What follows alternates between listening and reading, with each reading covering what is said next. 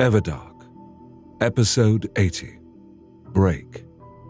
Last on Everdark, we experience things through Callie's point of view. We find out that he established the Order because of the war, but though he blames the Immortals for their actions, it is Damon that he blames most. Damon left them, and Callie feels it should have been obvious what would happen without him.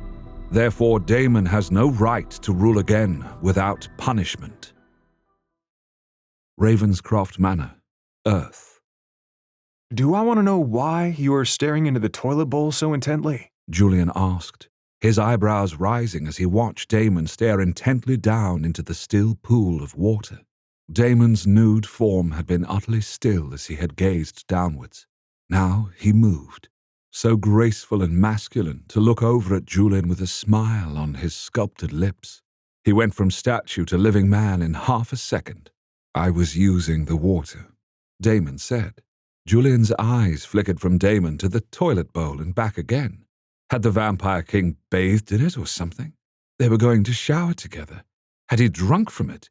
No, there was no water on his lips or chin. Thank God. Had he, like the cat he sometimes seemed like, dropped something into the bowl and flushed it like he'd threatened to do once before? Julian hadn't heard a flush, and thankfully even if Damon had put something in, the toilet looked fine. It would hardly be sexy to have to plunge a toilet.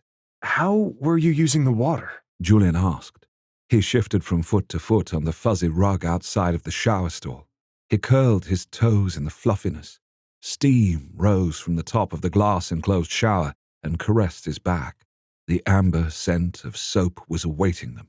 Maybe he just shouldn't pursue this line of questioning and just let it roll. But no, he had to know, or he'd be thinking about it. "Better that than Mom and Dad." Damon put his hands on his taut hips and a teasing smile on his lips. "To communicate." "With who? Or, oh God, what?" Again, Julian looked from Damon to the toilet bowl. It did not work.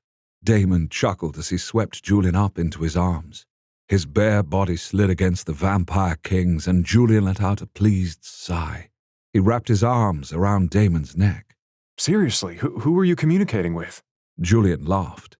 Damon's red eyes flared with fire for a moment. "Callie." Julian froze in Damon's arms. He gestured to be let down, but Damon shook his head and held Julian tightly against him. "I reached out to him through the water. He was by a pool." Damon's gaze went distant. "I tried to explain to him that no good would come from our fighting, that he needed to surrender and accept punishment for his wrongful actions." "I'm guessing he said hell no?" Julian's hands closed around Damon's shoulders. Damon nodded. "Yes, I suppose he did." "Why? Why is he doing this?" Julian felt that wild fear for his parents rise up in him again. "I don't understand why you going to sleep is so personal for him." "He blames me for the chaos that happened after I went to sleep.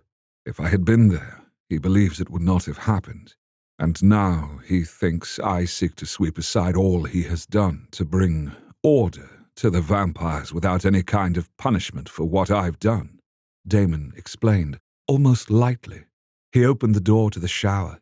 A blast of wet heat flowed over Julian's back and caused his nipples to peak almost painfully. "Punishment? You are not responsible for other people's actions," Julian cried. "That bastard created a false religion to control vampires. He killed people to keep that secret. My parents and so many others." "Yes, he did." "And for what? Why?" "He believes in rigid order.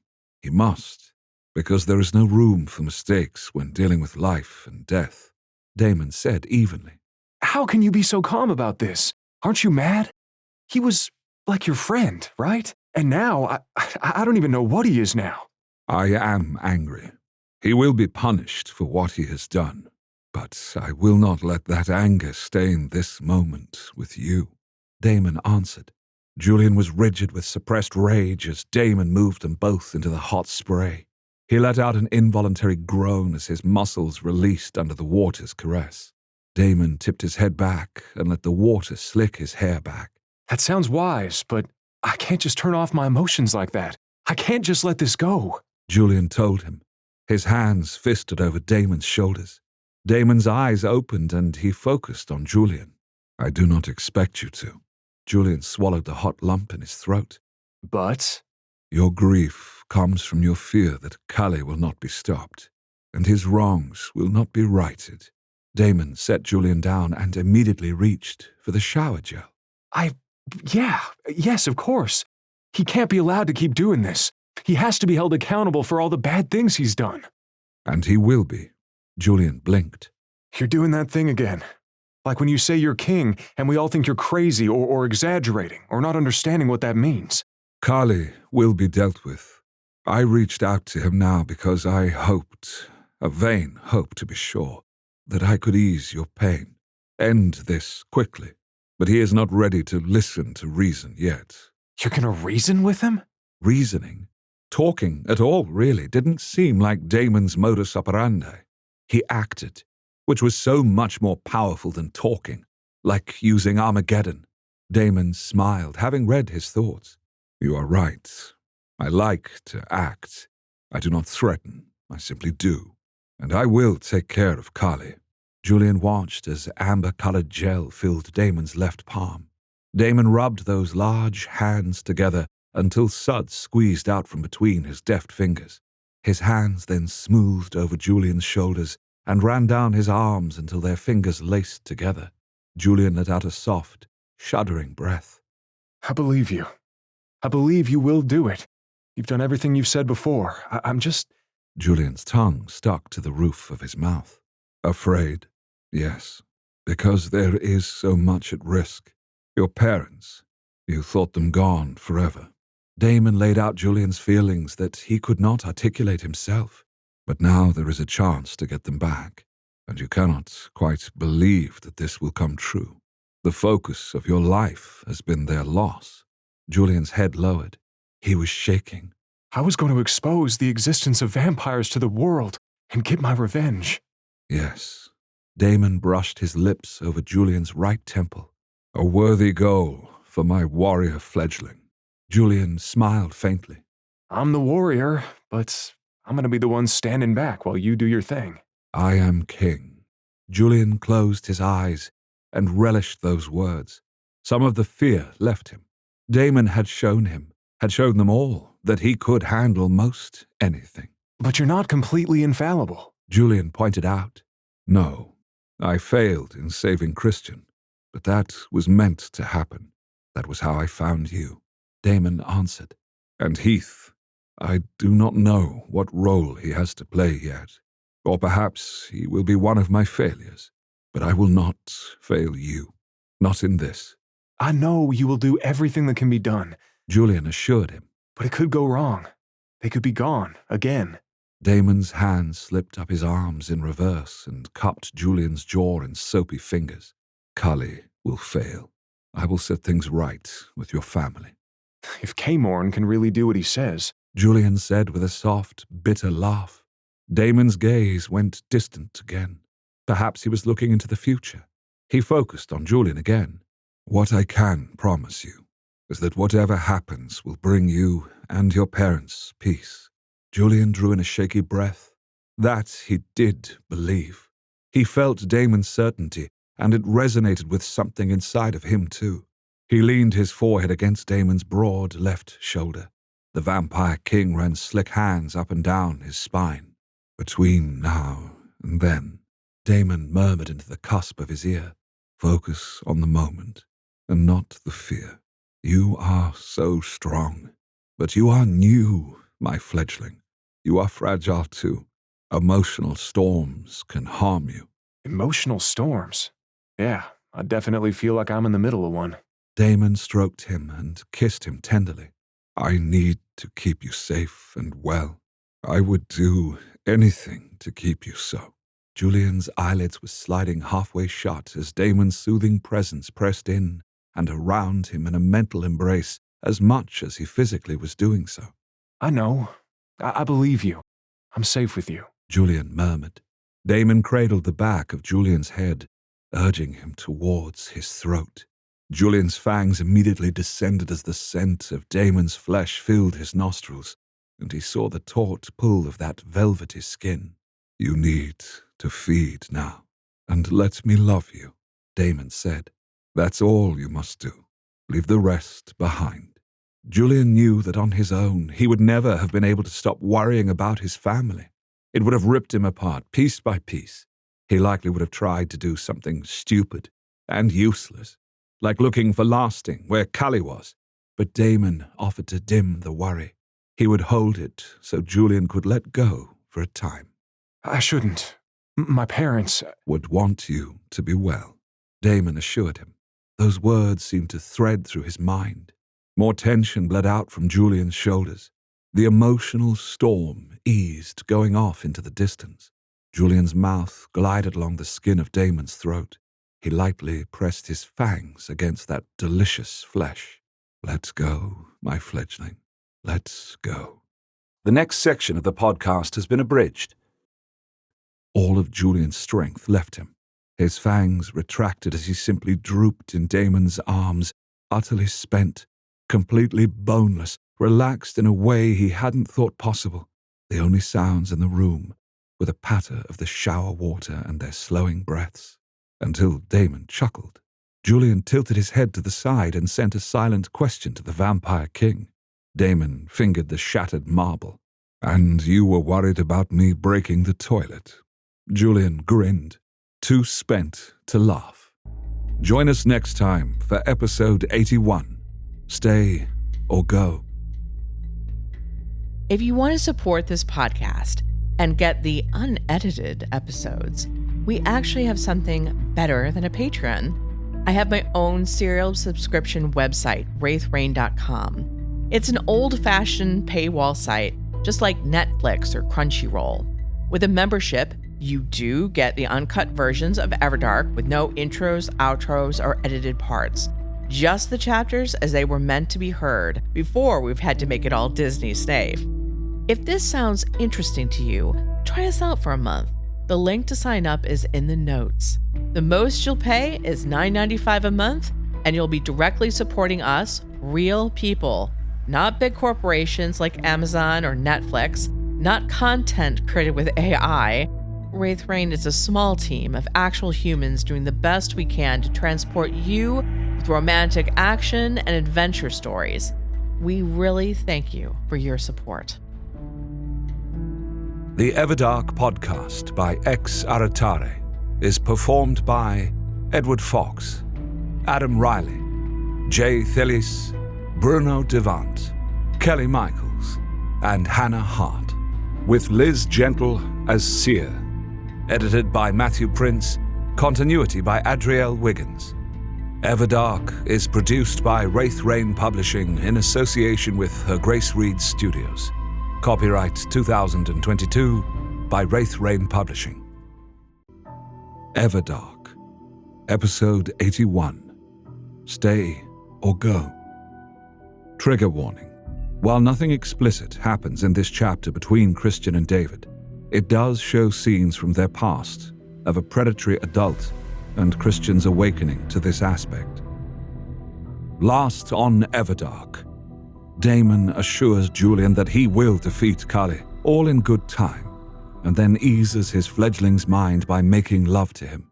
Oh, and Julian uses a new gift, telekinesis, from the Asher bloodline. I think this would look so pretty on you. It's a pale, almost straw-like gold set of robes with flaring pants. Sophia told Seer as she held the outfit up against the immortal's body. Seer had devoured 5 more betrayers, but though she had lost some of her ghastly skeletal appearance, her eyes had not yet recovered, so Sophia had to see for her. Seer reached out and touched the material with her fingertips. Oh, so soft and cool. Seer exclaimed eagerly. What do you think, Christian? They're lovely. Christian assured her. Sophia is quite right that the color suits you. His expression must have shown some of the confusion he felt, though, because Sophia asked, What's wrong, Christian? I was just wondering why Kamorn has women's clothes in his chamber. Christian said with a shrug. They're too small for him to wear them. Do you suppose he has a lover? This isn't his chamber. These are some of the clothes of the confessors. When they join the order, they put aside their prior vestments and put on their priestly garments. Sophia explained. Some of the better clothes are stored here so that they can travel places incognito. Christian frowned again. Why not just allow the confessors to keep their old clothes and use them as needed? It is to establish a break between the old and the new versions of themselves. Sia said with a wry smile. It's something very Kali. But Kali has always understood that symbolism works very well on people's psyches. I would have thought that Iros would have known what worked best. Christian said. On the contrary, while Eros knows people, he's always been able to simply make them change their minds. Kali had to do things the old-fashioned way. Sia smiled gently. I suppose that makes a lot of sense. Christian nodded. Well, I'll give you some privacy to change. They were up in one of the spire's countless rooms.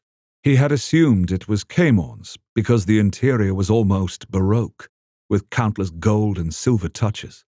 There were gems inlaid to the writing desk by a large window that overlooked the formal gardens where he'd seen Joanna earlier.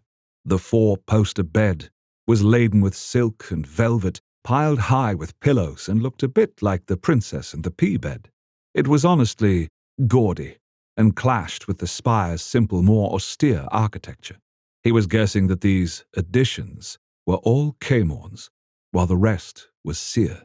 Thank you, Christian. But I need to bathe first. Countless times, I'm afraid. My dirt has dirt. Sia laughed.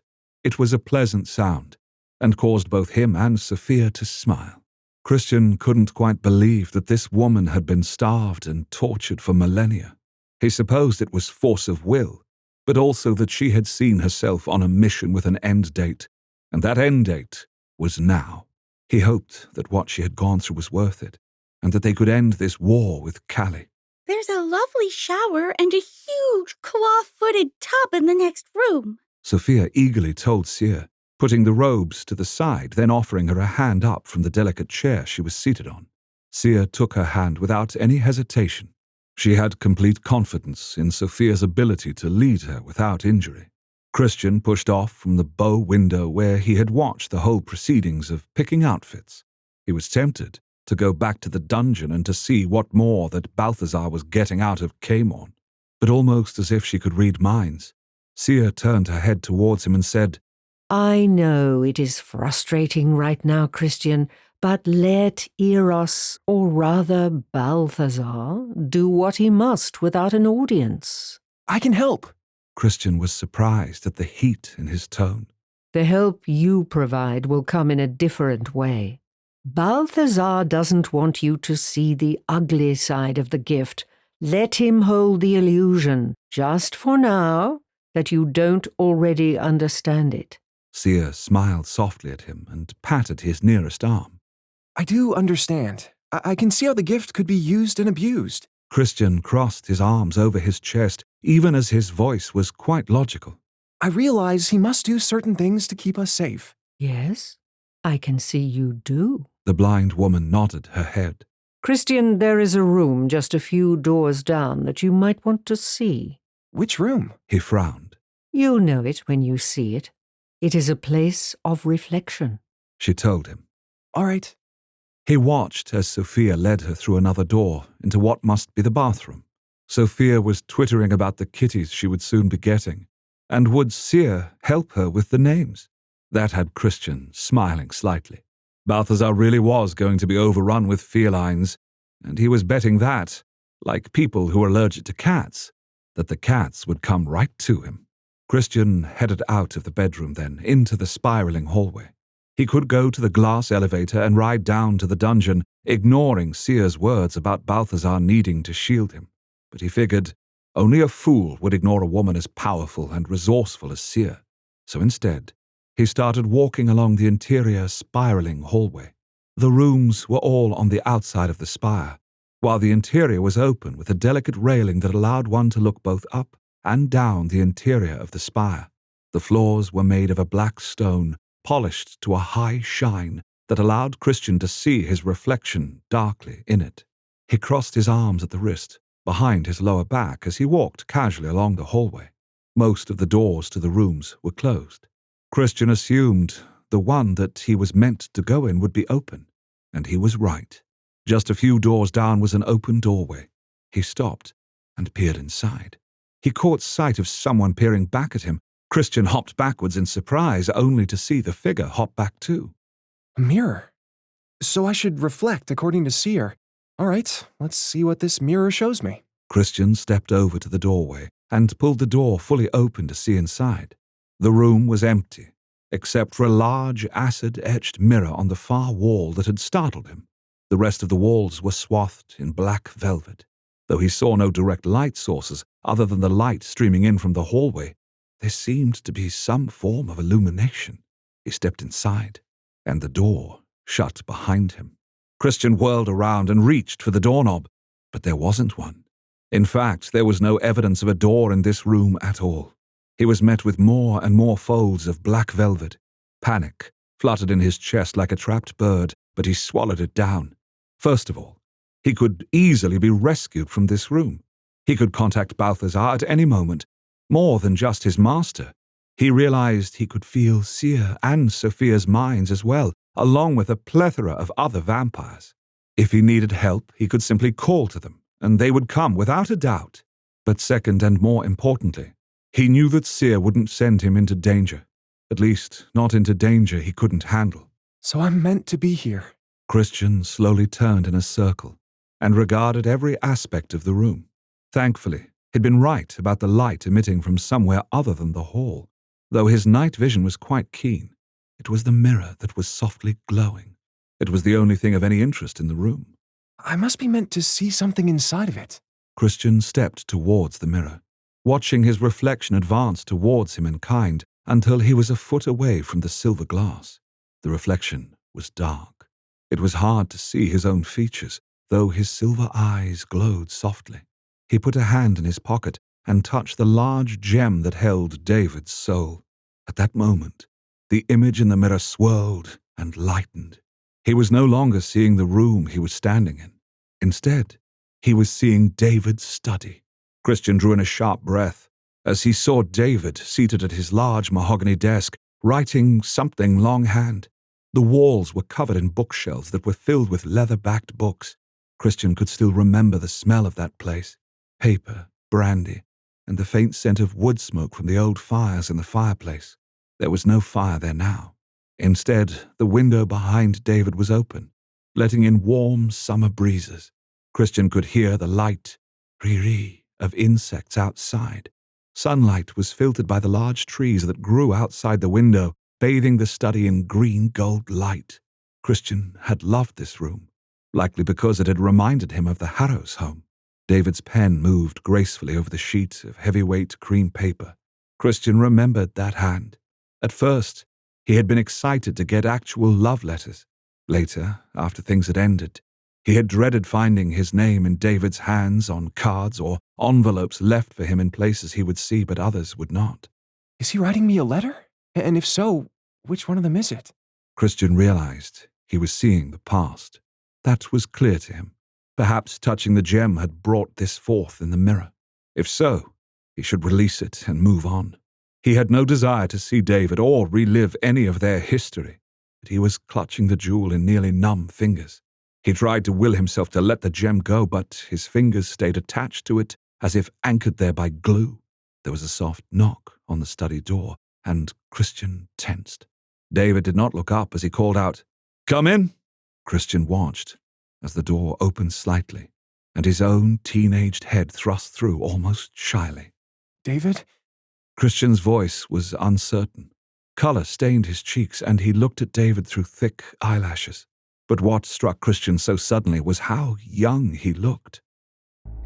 Guys, the rest of this chapter, while not explicit, does contain material that is difficult, complex, and adult in other ways, which is not appropriate for younger audiences. So this material will only be available in the private members podcast on wraithrain.com and in the audiobooks, ebooks, paperbacks, and hardcovers. Essentially, what happens is that Christian sees several past scenes with David in the mirror, his father's best friend who abused him. Christian realizes that this was abuse, and he was not at fault for it.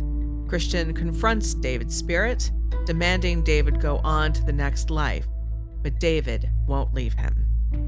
I realize that it is always a disappointment when the public podcast has to be edited, but I thank you for understanding that we have to comply with the platform's rules so that they allow us to be on them in the future.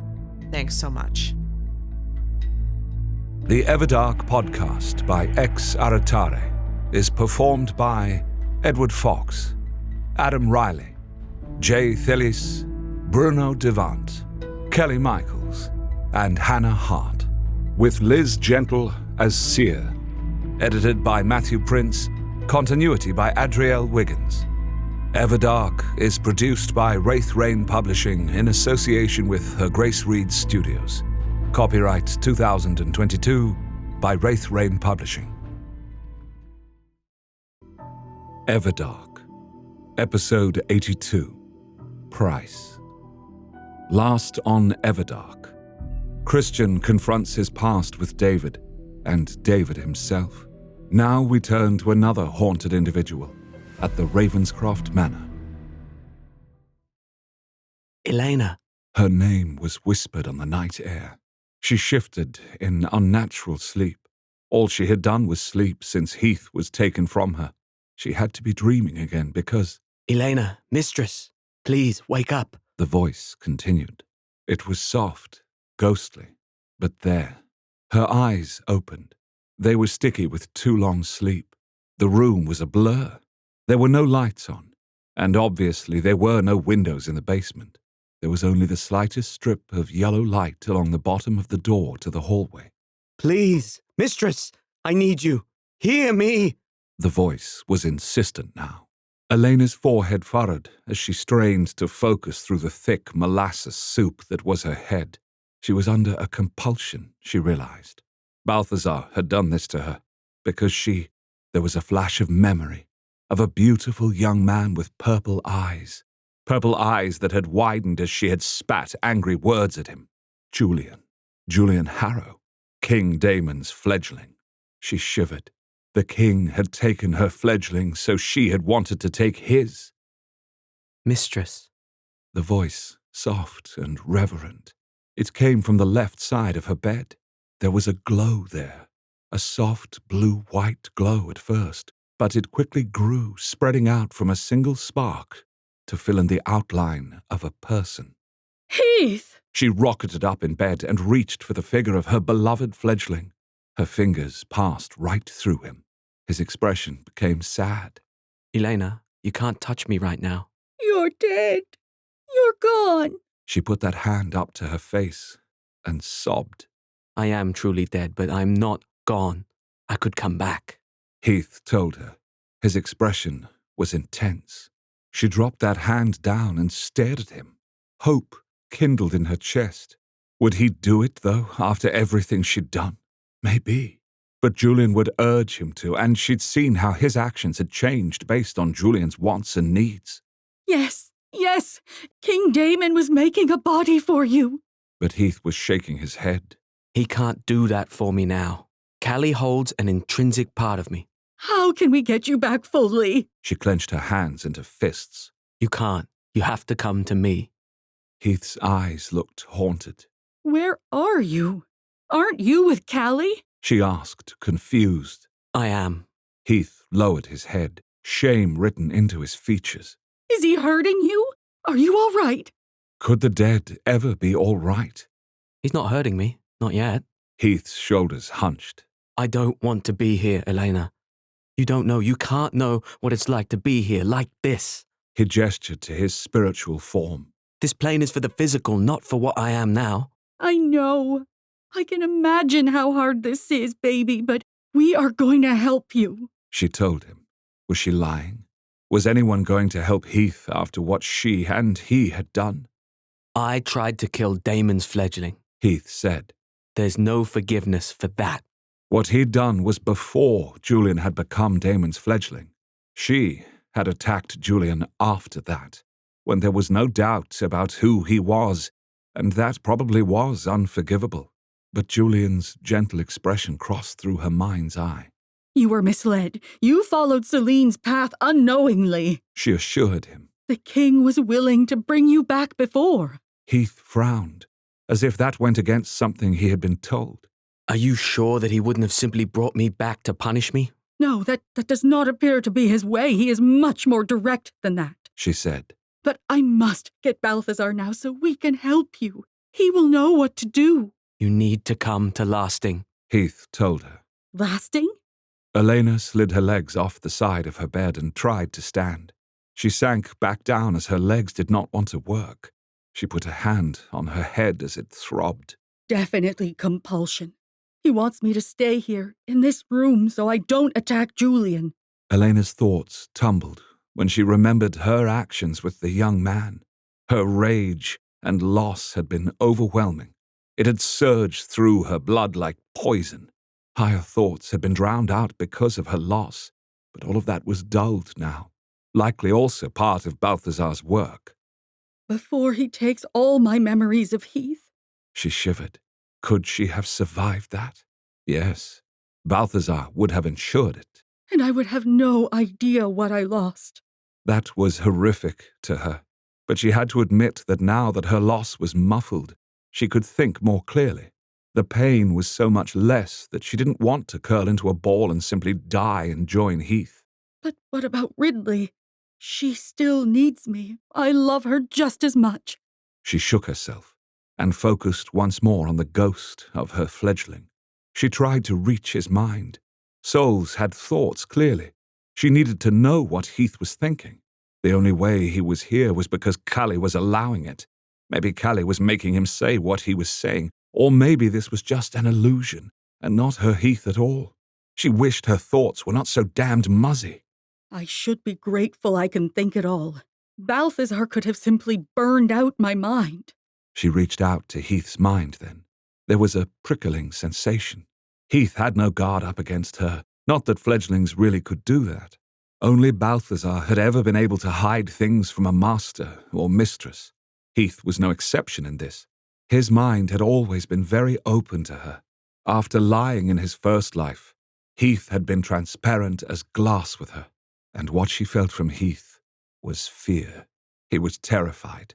He did not want whatever Callie had in store for him if she didn't save him, and he'd seen her. Gate? What is that? It called to Heath as much as repelled him. He was a vampire, and death was the antithesis of what he was. He desperately wanted to be what he had been, but was frightened that could never be. Show me more. Show me more of what you've seen. She pressed. It was a subconscious demand that Heath might not even know she was making. She didn't intend for him to know. His recent memories suddenly appeared before her, single images to give her an idea of what they were. She saw Artemis Lucius in many of them, but she now knew from Heath that he was Callie. That beautiful child with the cold eyes had always been an immortal. Her lips pressed tightly together. She chose one of the earliest memories that showed Callie in them. What threw her was that in this memory, Callie wasn't talking to Heath. He was talking to her. Elena, Callie said, that precise, clipped voice no more welcoming than she ever recalled it being. She jerked back, almost losing hold of Heath's mind altogether, but she caught herself. Her actions were still so sluggish, otherwise she would have been completely out of Heath's head. She lowered herself into the memory again. Elena, Callie repeated, I am certain that the first thing you are going to do is to check your fledgling's mind. You are an Iros, after all. A sliver of a smile. Callie's tone was not dismissive or filled with disgust as most vampires were about their abilities, but there was no warmth either. I am here to make you an offer. I will give Heath back to you, and grant you both sanctuary, if you bring Julian Harrow to me.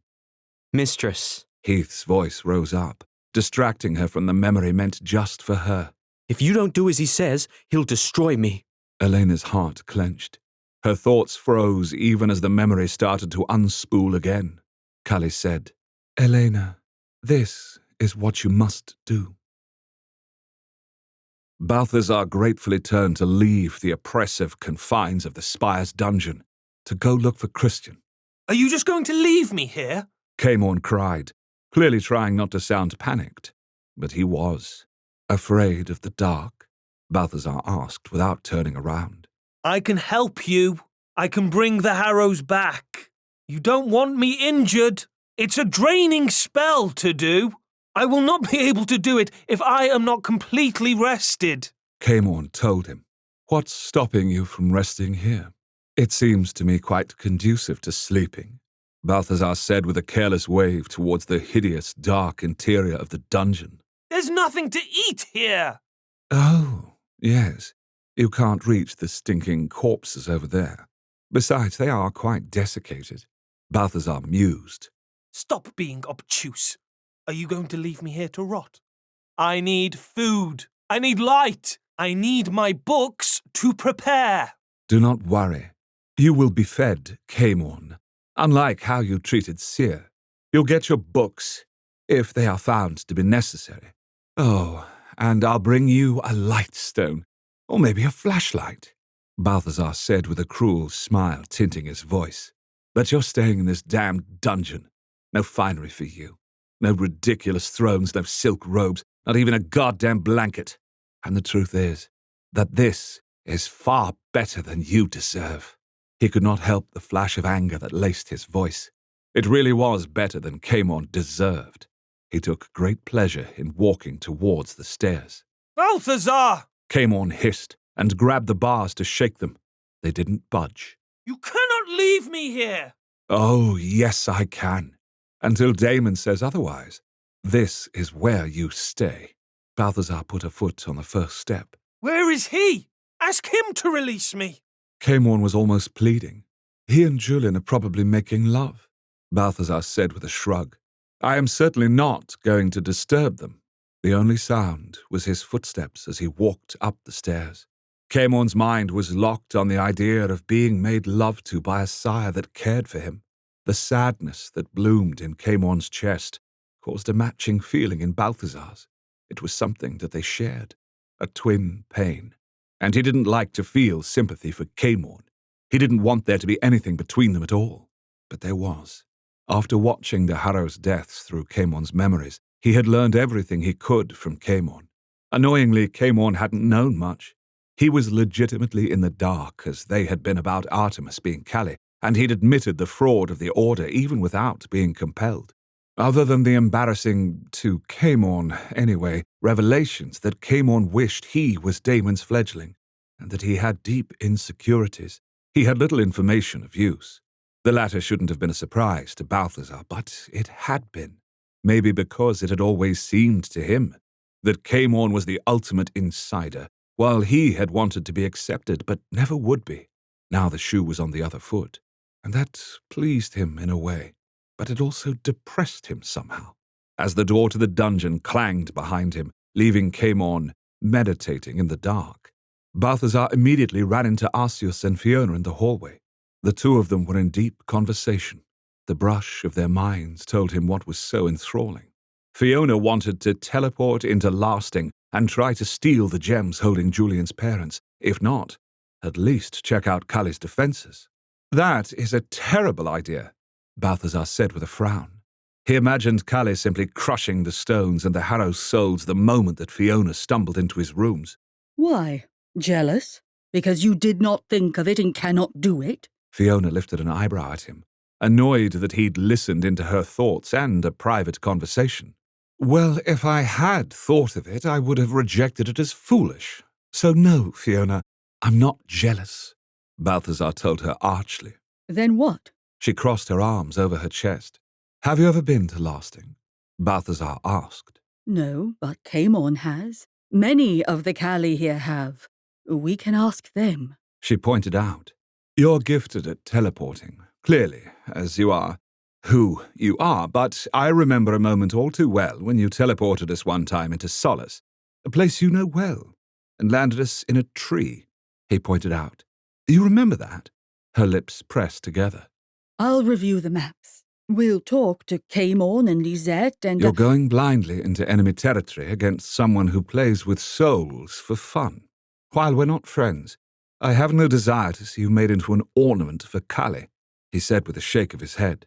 It's not such a terrible idea, Balthazar. Arceus argued gently. She could phase in well outside of the city centre. Then she could teleport from place to place where she can see where she's going. And no one is going to see her doing this? Cullies look a certain way. Even those that aren't white as sheets dye their hair. Fiona, you are the last person anyone would think was a Cully, he pointed out. Fiona's hands fisted at her sides.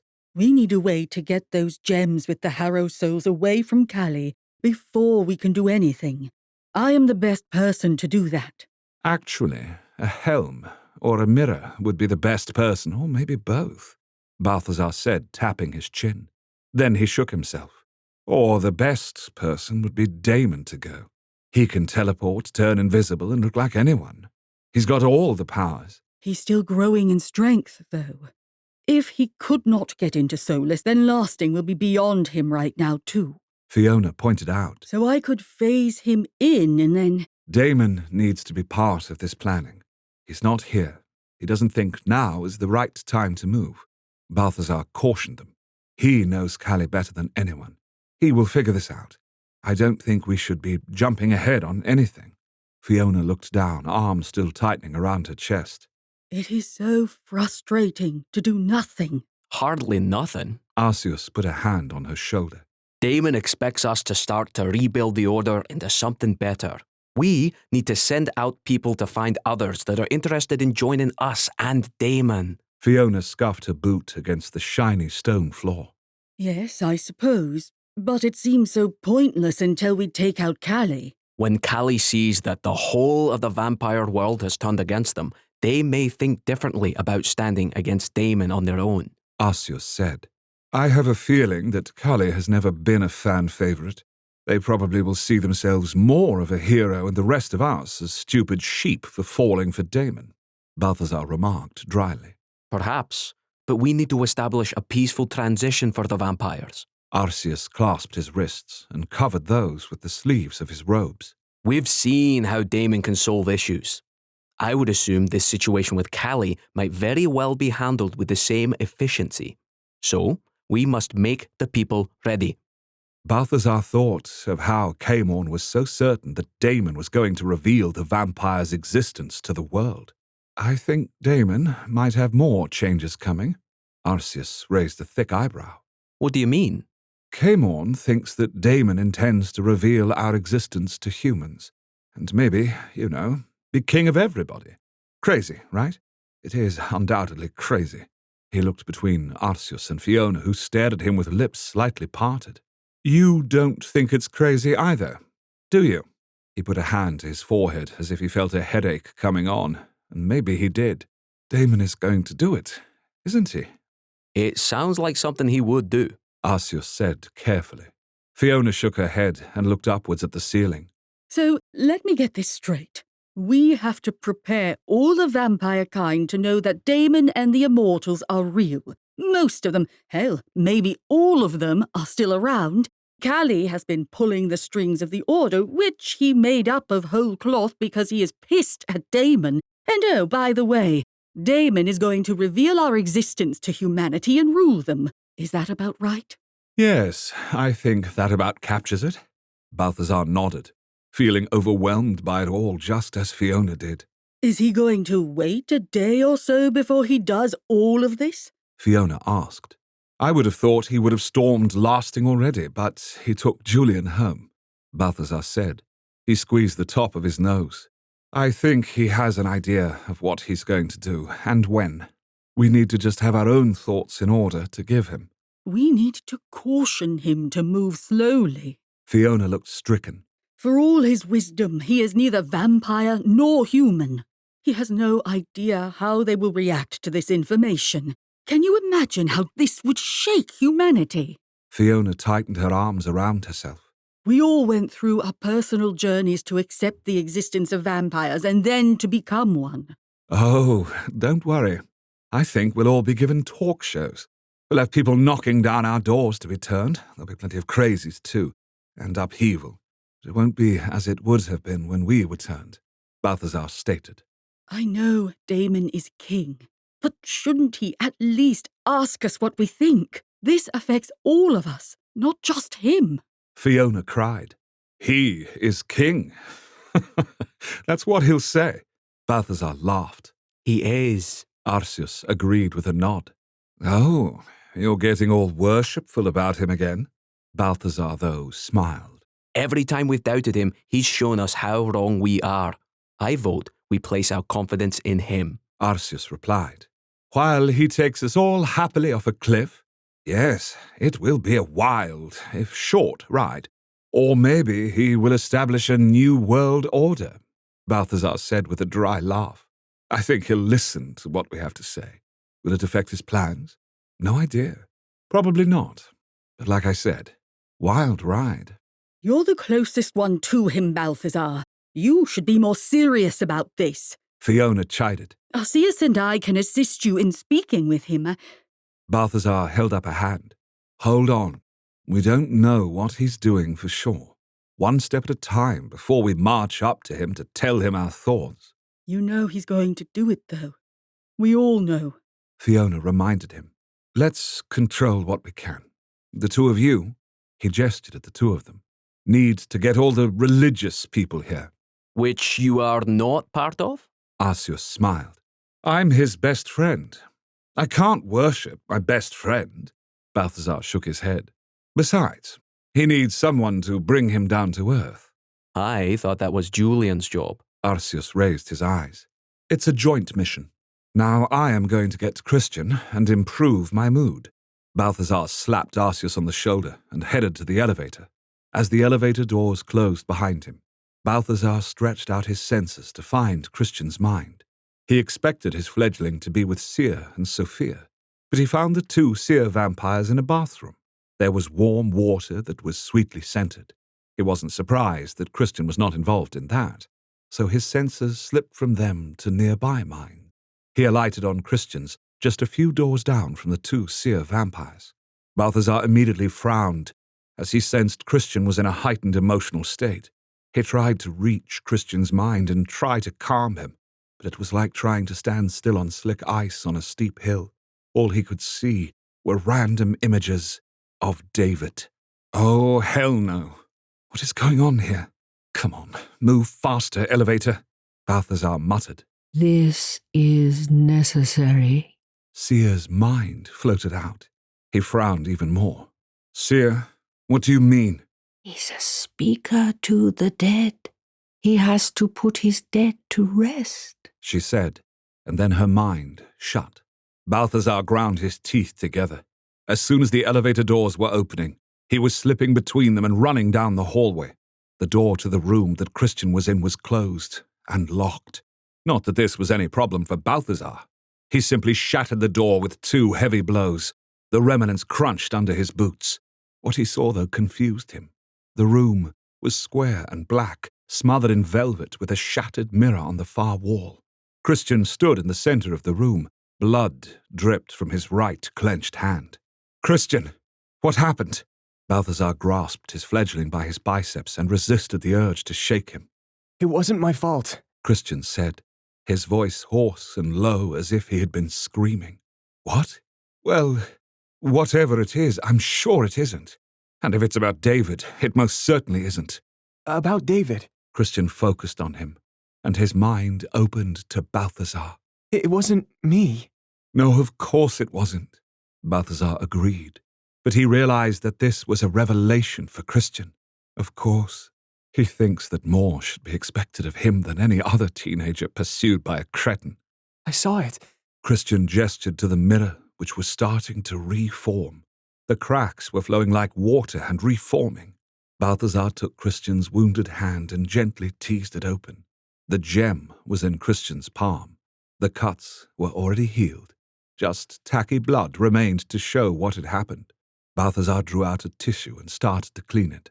Christian's blood was normally something not to be wasted on a tissue, but this blood was shed in pain, and he would not ingest it. He would let it flow away from both of them. Christian was again looking up at him. I see it all now. And I want David to go. Balthazar smiled. That's good. He won't go, though, Balthazar. He won't leave. Christian pressed against him then, curled tightly against his chest and tucked his head beneath Balthazar's chin. It was a rare moment of weakness. Balthazar wrapped his arms around him. "Do not worry, Christian. We can fix this. I know how to fix this," Balthazar said, feeling a sense of dread. He would have to pay for this. Oh, how he would pay. But he'd do anything for Christian. Caemorn will know how to make David go. We'll ask him for help. Join us next time for episode 83, Reprieve. If you want to support this podcast and get the unedited episodes, we actually have something better than a Patreon. I have my own serial subscription website, wraithrain.com. It's an old-fashioned paywall site, just like Netflix or Crunchyroll. With a membership, you do get the uncut versions of Everdark with no intros, outros, or edited parts. Just the chapters as they were meant to be heard before we've had to make it all Disney safe. If this sounds interesting to you, try us out for a month. The link to sign up is in the notes. The most you'll pay is $9.95 a month, and you'll be directly supporting us, real people, not big corporations like Amazon or Netflix, not content created with AI. Wraith Rain is a small team of actual humans doing the best we can to transport you with romantic action and adventure stories. We really thank you for your support.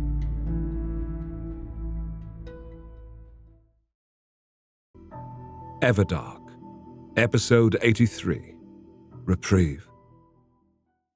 Julian padded down the hallway. In his arms were several chilled bottles of water, a packet of cookies, some dark chocolate with almonds, and red wine. The water, cookies, and chocolate were for him, while Damon wanted the wine. Though Julian didn't need to eat, he had a surprising hankering for sugar after their lovemaking session. Damon seemed to have no sweet tooth, though he enjoyed red wine with a passion. The next section of the podcast has been abridged.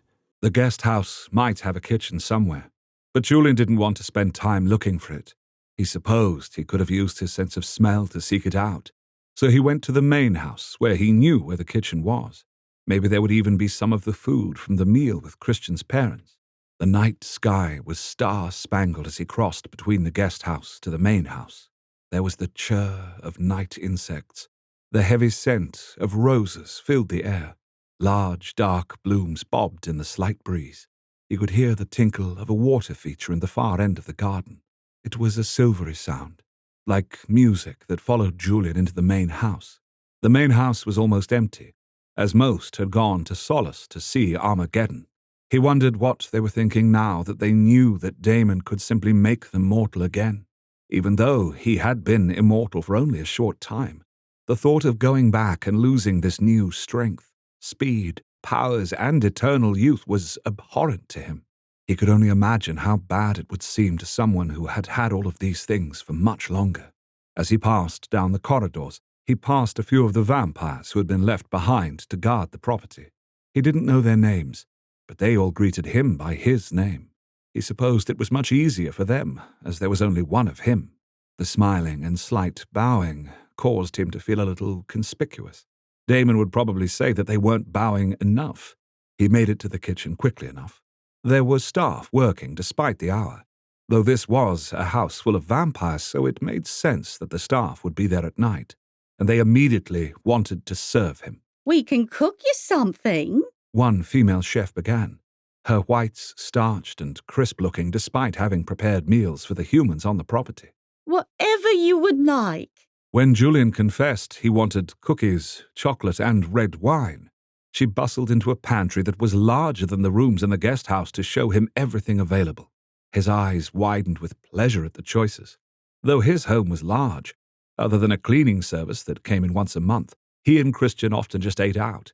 His cupboards were usually bare, so this was like walking into a grocery store. There was every kind of cookie available, from Oreos to the fancy sugar ones with jam in the center. Can I take these? He pointed to these waffle cookies that were coated in dark chocolate. The woman smiled broadly. You can take anything you want. Julian had controlled himself, or so he had hoped as he grabbed the whole packet. He then looked at the selections of chocolate. There was a whole drawer full with the chocolate organized from milk to very dark, and then further organized into mixes from caramel and salt to toffee pieces to almonds.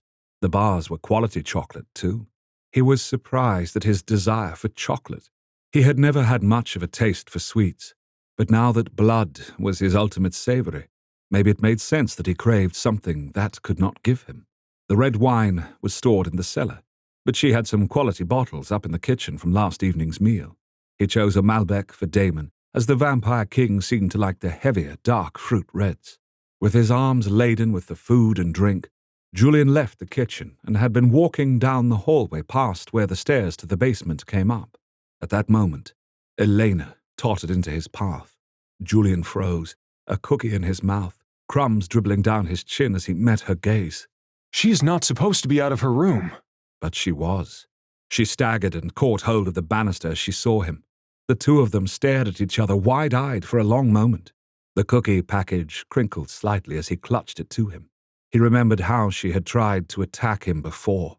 I should phase out of here. I should call Damon. I should attack her before she comes after me. But his panic was causing any powers to be just out of his reach. He didn't trust himself at that moment to attempt to teleport, as he would likely end up in a wall. Calling Damon was like trying to batter at a thick wall of glass, and he didn't want to attack her. She looked so fragile and sad. She had lost what was in every essence a child and a lover. She was gutted by it. If he had lost Christian, or Damon, he couldn't imagine what he would feel. It would be beyond terrible. He would likely have lost his mind too. So he just stared at her. She stared back. Suddenly she shook herself almost violently as if she didn't think he was real. He swallowed the cookie quickly and dropped the rest of it onto the floor. What are you doing out of your room, Helena? He asked her, trying to be both gentle and firm. And where was Ridley? She was supposed to be watching Elena, not to mention Balthazar's compulsion should have kept her in her room. It does seem like she's moving through molasses, though. She's clearly not completely in control of herself. In fact, there was sweat coating her pasty pale face. Her hands on the banister were blanched white in places as she had to hold herself upright. He resisted the urge to help her. Getting near her physically would probably be a mistake. Let me get Ridley. She'll help you. Julian began. No, I don't need Ridley. Where's Balthazar? She gasped. Sweat poured down her temples and dripped off her chin. She had to be desperate to get to Balthazar to be fighting so hard against the compulsion. He almost hurt just looking at her. Again, he wanted to help her. You don't look so well. You need to lay down and— Where is Balthazar? Please, Julian. It is so important. She pleaded.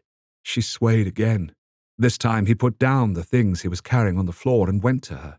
She looked shocked as he gathered her up and carried her over to a bench with a velvet top that was against the hallway's wall. She was light as a bird in his arms, as if her mourning for Heath had taken away bits of her physical self. When he placed her on the bench, she said, You have no reason to be kind to me. I don't know about that. Julian lowered his head. I can't imagine what I would do if I lost Damon. She cupped his cheek. It was an unexpectedly sweet gesture. Yes, it's nearly unbearable, but I shouldn't have tried to hurt you. This is not your fault, and it wouldn't have brought Heath back. Julian thought of his parents in Callie's clutches. Heath was with him too. If they weren't too late to save his parents, maybe they wouldn't be too late to save Heath too. The words stuck to his tongue. He didn't know if it was right to give her any hope. Already losing the chance to reform Heath's body had sent her over the edge, so she likely could not face another such disappointment. She shook herself again and focused on him. Her mind was obviously being caused to drift by the compulsion. I shouldn't have done what I did. You aren't to blame. I doubt I can truly atone for it. I would show no mercy to anyone who tried to hurt my fledglings, so why should I expect Damon to? It seemed a rhetorical question as she went on. But I need to try. I must speak to Balthazar. He's in solace. Julian answered her, realizing she had no idea what had happened since the incident in the garden. Fiona phased us just beyond the city's center. Damon called a lot of creatures to him, and then we conquered them. I mean, Damon did. He used Armageddon, and— Armageddon? What does it do? Her gaze, which had gone unfocused again, was suddenly sharp. What is Armageddon? That was the $64 million question, wasn't it? Not anymore, obviously. I'm betting that word of what Damon did is already being spread far and wide. Charlie seemed a bit of a gossip in any case. It turns vampires back into mortals. Julian answered her. What would her reaction be? She started.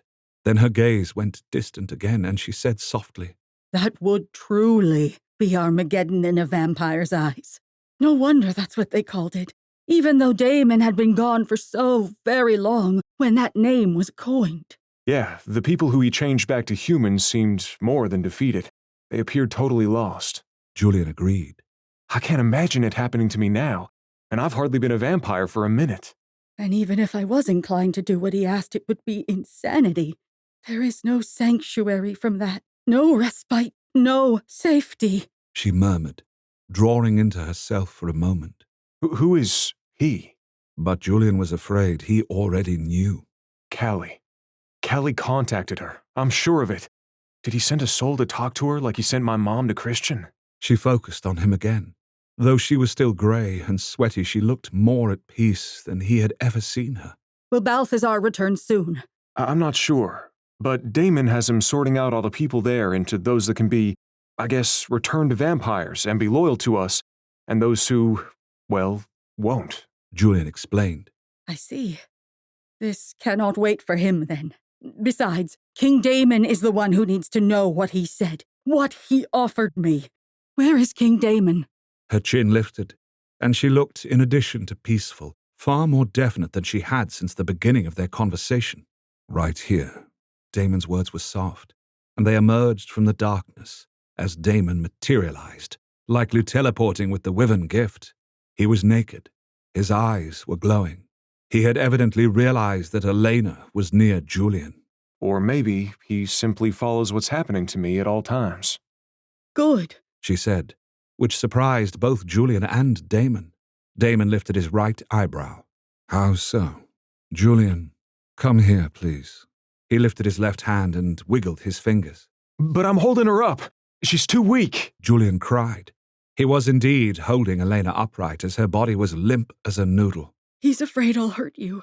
Go to him, I can keep myself up, she urged, and gently pushed him off the seat. She was weak as a kitten, and he wouldn't have had to move if he hadn't wanted to. But he could feel Damon wanting him away. Julian made sure she was propped up against the wall. She truly looked amazingly ill, though no longer did she seem racked by indecision. Then he got up and came to Damon's side. Damon put an arm around his shoulders. Do not exhaust yourself in speaking. I will learn what I need to know, Damon said, and his eyes burned a hotter red for a moment. Elena's eyelids shut. The sheen of the sweat on her face became more apparent against her waxy skin. Her lips opened, and she began whispering words that made no sense. But Damon shared what he learned from her. Callie's offer for her to lure Julian to lasting was not a real surprise. She only had to take him outside of the Ravenscroft property. She could use any excuse she wanted. Callie would offer her any spirit she needed to draw him away from safety. Loyal Callies and Wyverns would be waiting for them and able to teleport them into lasting for the barest moment that the Everdark City would be open. Makes sense, Julian said as the memory ended. He's up against it. He knows it's only a matter of time until you can get into lasting and take him out before he...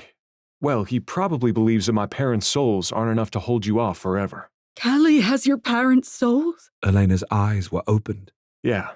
After he killed them, Caemorn took them for insurance, and Callie found where he'd hidden them in lasting. Julian explained. He's threatening to destroy their souls unless Damon backs down.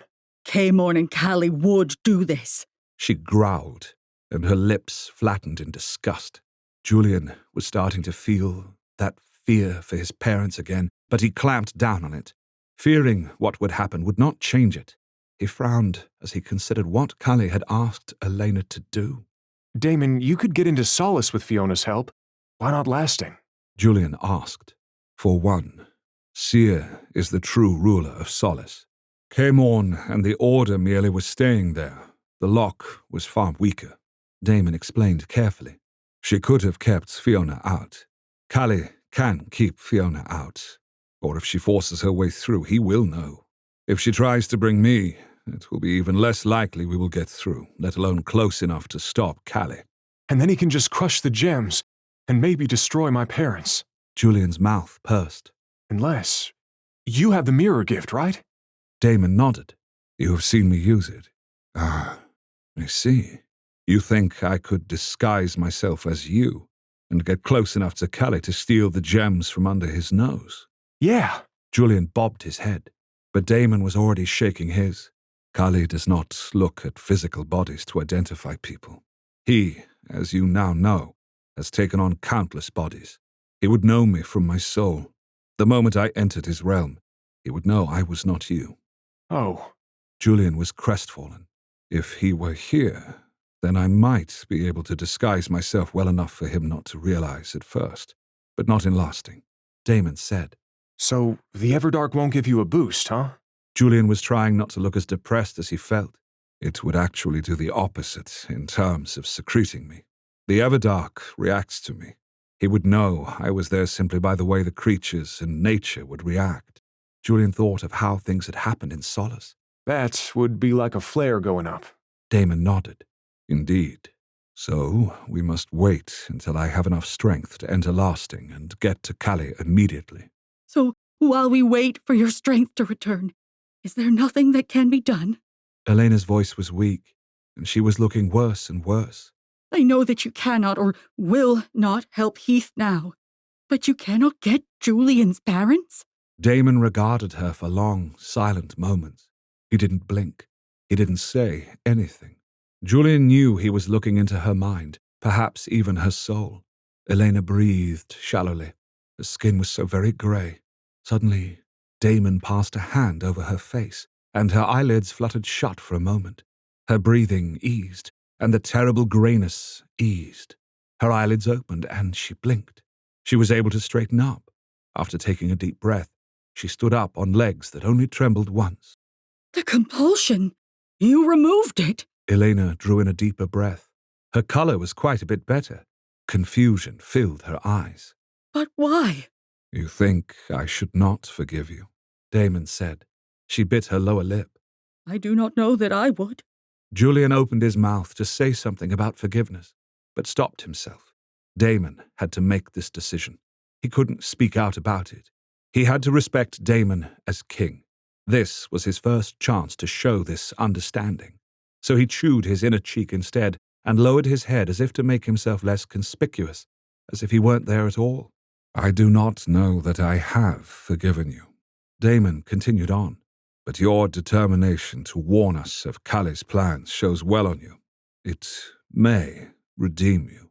She gazed back steadily at Damon. I shall endeavor to prove to you that I deserve to keep my memories of Heath. Damon, what about Heath? Julian sent to the Vampire King. How long before Callie realizes that she's betrayed him and destroys Heath's soul to punish her? Heath may be beyond help, Julian, Damon said. There was dissatisfaction in his tone. There are casualties in war. Heath may be one of those. I know. Julian hung his head. I just want to save everyone. Of course you do, my heroic fledgling. Damon answered him gently, running a hand up and down Julian's back. But Heath chose his path. Coming back from it... Callie has taken so much. He shouldn't be allowed to take anything more. Julian grumbled. I agree. But your parents are more important than a fledgling who lost his way, Damon pointed out. Julian's head lowered more.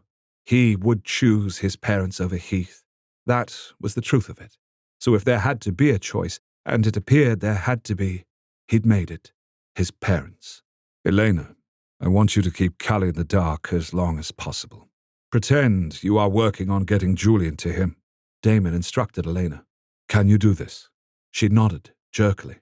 You know... Julian licked his lips and stopped the words. That Heath won't be coming back? Yes, but Callie couldn't give him back to me anyway. She looked at Julian. It has been too long. The only chance Heath has is in Caymorn and... Her eyes flickered to Damon and away. She believed that she had spoiled that chance of bringing Heath back. Damon did not contradict her. And even if he could, Damon will come into lasting and use Armageddon and worse things on those that serve Callie. So I wouldn't have my Heath with me again for very long anyways. No, this is better. This is all I can do. And you have to be there for Ridley. Julian reminded her. A lightness entered her eyes for a moment. Yes, you are right to remind me of her. I should go find her, if I have leave to go. Damon inclined his head. She hurried off, leaving Julian and Damon alone once more.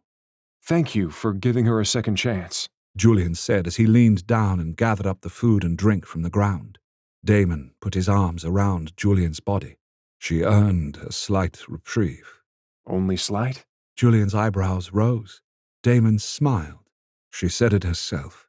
There is no real way to get Heath back, even if she succeeded in taking you to Cully. He couldn't bring Heath back.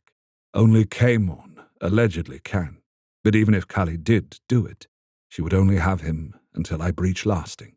That will not be long. She doesn't just want revenge anymore. Taking me to Callie would have avenged Heath in some way. Julian pointed out. Damon drew his fingers along Julian's spine. Yes, that is why there is a slight reprieve. Now let us get back to that warm bed with your chocolate and my wine. Julian smiled as he felt the non-familiar rush as Damon teleported them back to the guest house. Join us next time for episode 84, Compelled Learning.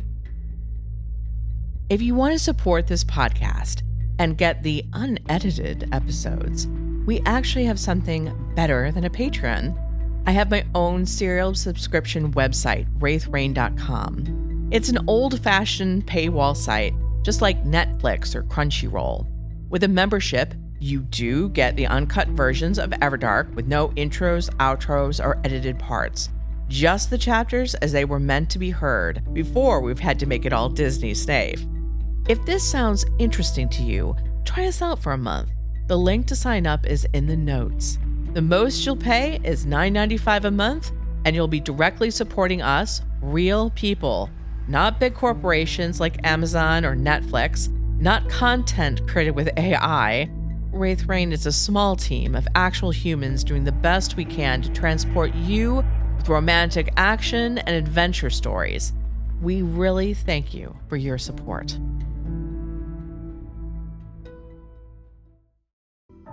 Everdark, Episode 84, Compelled Learning. Where are you going? Christian caught Balthazar's arm as the vampire lord got up from the gothic four-poster bed in the spire. He wasn't staying in this musty room alone. Balthazar had insisted that they rest after finding him in the mirror room, the room that Seer had told him to check out. And what did that mean? He was certain that she didn't have any ill intent towards him. No. She wanted him to see David and his relationship for what it was, manipulation and predation. And he still sees me as his victim, even though I'm a vampire. Christian couldn't rest. Wouldn't rest, really, because the very thought of being in any sort of vulnerable state was abhorrent to him at that moment. But he had come to this garish room to calm his master. Now Balthazar was leaving him here? He didn't think so. Balthazar put a hand on top of Christian's, and that smooth as silk tone entered his voice, which meant he was using the power of the Eiros on Christian. I will be right back. I just need to. Talk to Caemon? Balthazar blinked. He is the most knowledgeable about your gift, so I'm just going to pop down to the cells again and speak to him. You mean compel him to tell you everything about being a speaker to the dead? Christian's eyebrows rose this time. Balthazar pursed his lips. When you say it that way, it sounds absurd. But it isn't. It wouldn't be like having him tell me everything. I would gain the knowledge and pass it on to you. No, I don't want that. Balthazar blinked again. Why not? Because there are nuances, Balthazar. You know there are. There must be about something like this. Something so primal about life and death, and I just don't think you could learn everything perfectly enough to teach me.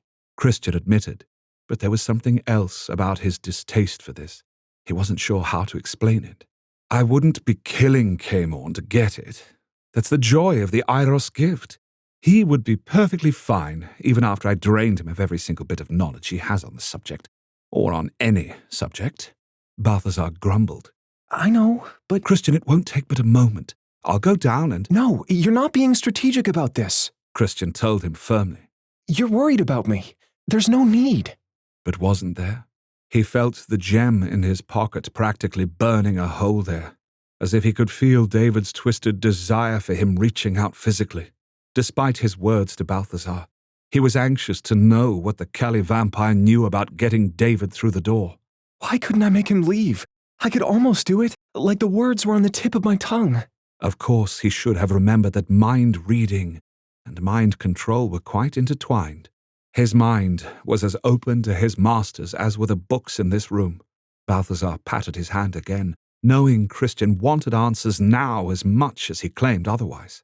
I'll just take a little dip into Camon's mind and have the answer for us, Balthazar said with a too bright smile. No, you won't.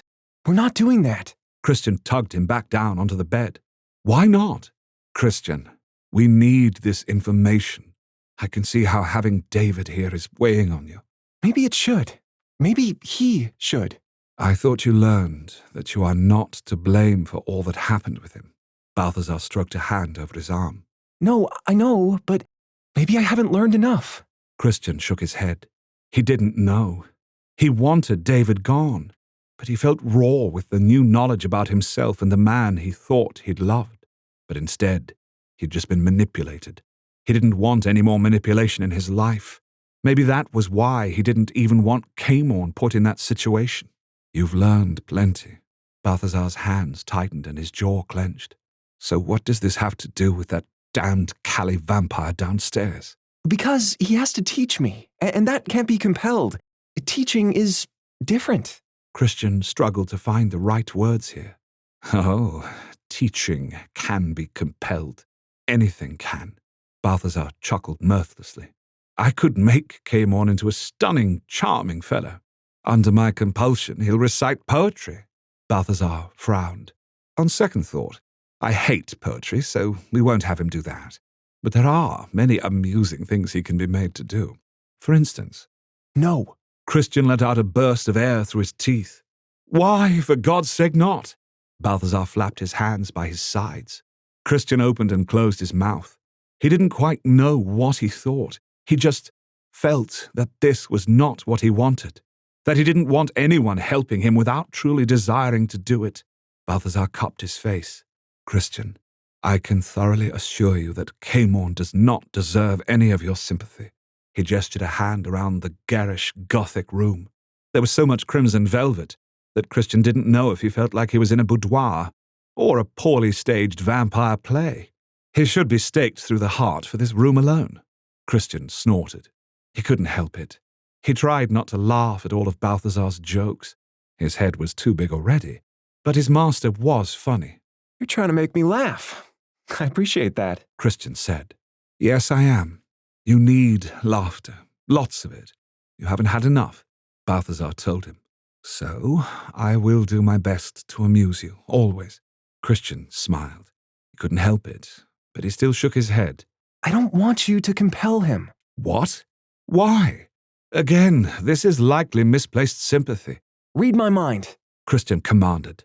I can't find the words, but you will. You'll understand the truth of what I feel. The smile left Balthazar's face as his silver eyes glowed as he accessed Christian's mind and found the answers he couldn't articulate. You're not being like David. I'm not being like David either. Compelling Camon to help you is not what David did to you. I know. Christian scrubbed his face with his hands. I know, but I don't want someone helping me who doesn't wish to. Teaching is intimate.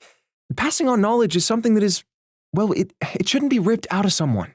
Oh, I think ripping a few things out of Camon would be a good idea, Balthazar muttered, but then shook his head. You realize that everything he's done so far, including his offer to bring back Julian's parents, is all because his wormy little heart wants to survive, right? That's all. So he's not going to be intimate with you in sharing his knowledge. It's all transactional to him. Balthazar let out a bitter laugh. I cannot believe I said intimate with any thought involving you and Camon. Shudder. He's actually quite handsome, Christian pointed out. Balthazar's head shot around. For shame, Christian. I thought you had taste. Christian laughed fully this time. Yeah, well, he is in an objective way. You can admit it. So you want me to compel him to have a threesome with us? Balthazar waggled his eyebrows, but then he made a face as if he was eating a lemon and burst out, Oh, God, not even I can pretend that's sexy. Christian, who had been rather alarmed that Balthazar was being serious for a moment, smiled easily. Quite outside of having sex with him, I want him willing to teach me. Preferably, I'd want him to want to teach me. Oh, he probably would be, because of your gift as speaker to the dead. Balthazar laced their fingers together. That would give him status But right now, he's trying to leverage it far more than that, because he's rather in a hole. You don't want to owe him anything. Christian intuited. I would enter into almost any contract, however disadvantageous, to help you.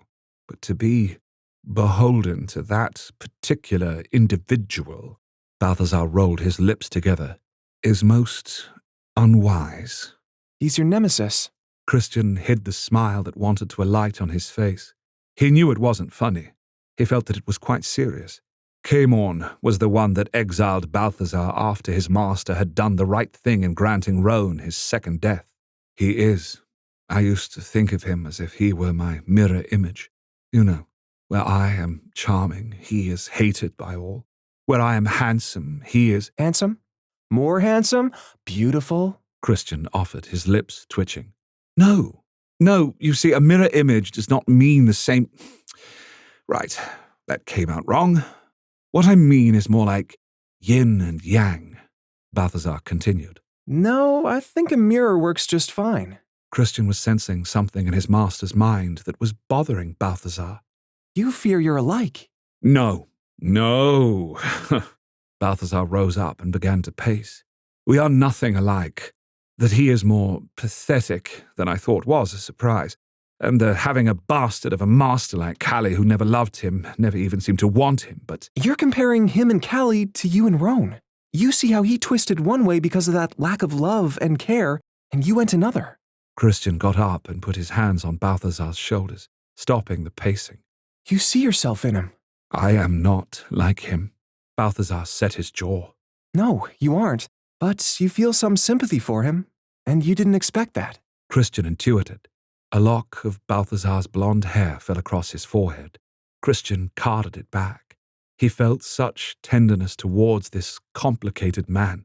Caemorn is beyond redemption, Balthazar said with a tight shrug. And that could have been me.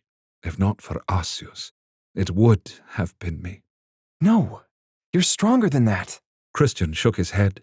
You have kept yourself in check all these years, even though you were exiled, Balthazar. There was nothing keeping you from acting on your impulses except for you. You didn't do as Roan said. You stopped him. Caemorn just kept on helping Callie spread the lies with the Order. He killed Julian's parents, and he only kept them around just in case he needed them.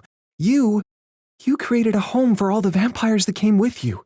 You put rules in place. You don't allow such abuse. And you're strong and brave and— Balthazar kissed him. And you're making me blush. His master's cat-like grin was all he could see as Balthazar pressed their foreheads together. And you are ridiculous and— Another kiss. You taste of mint.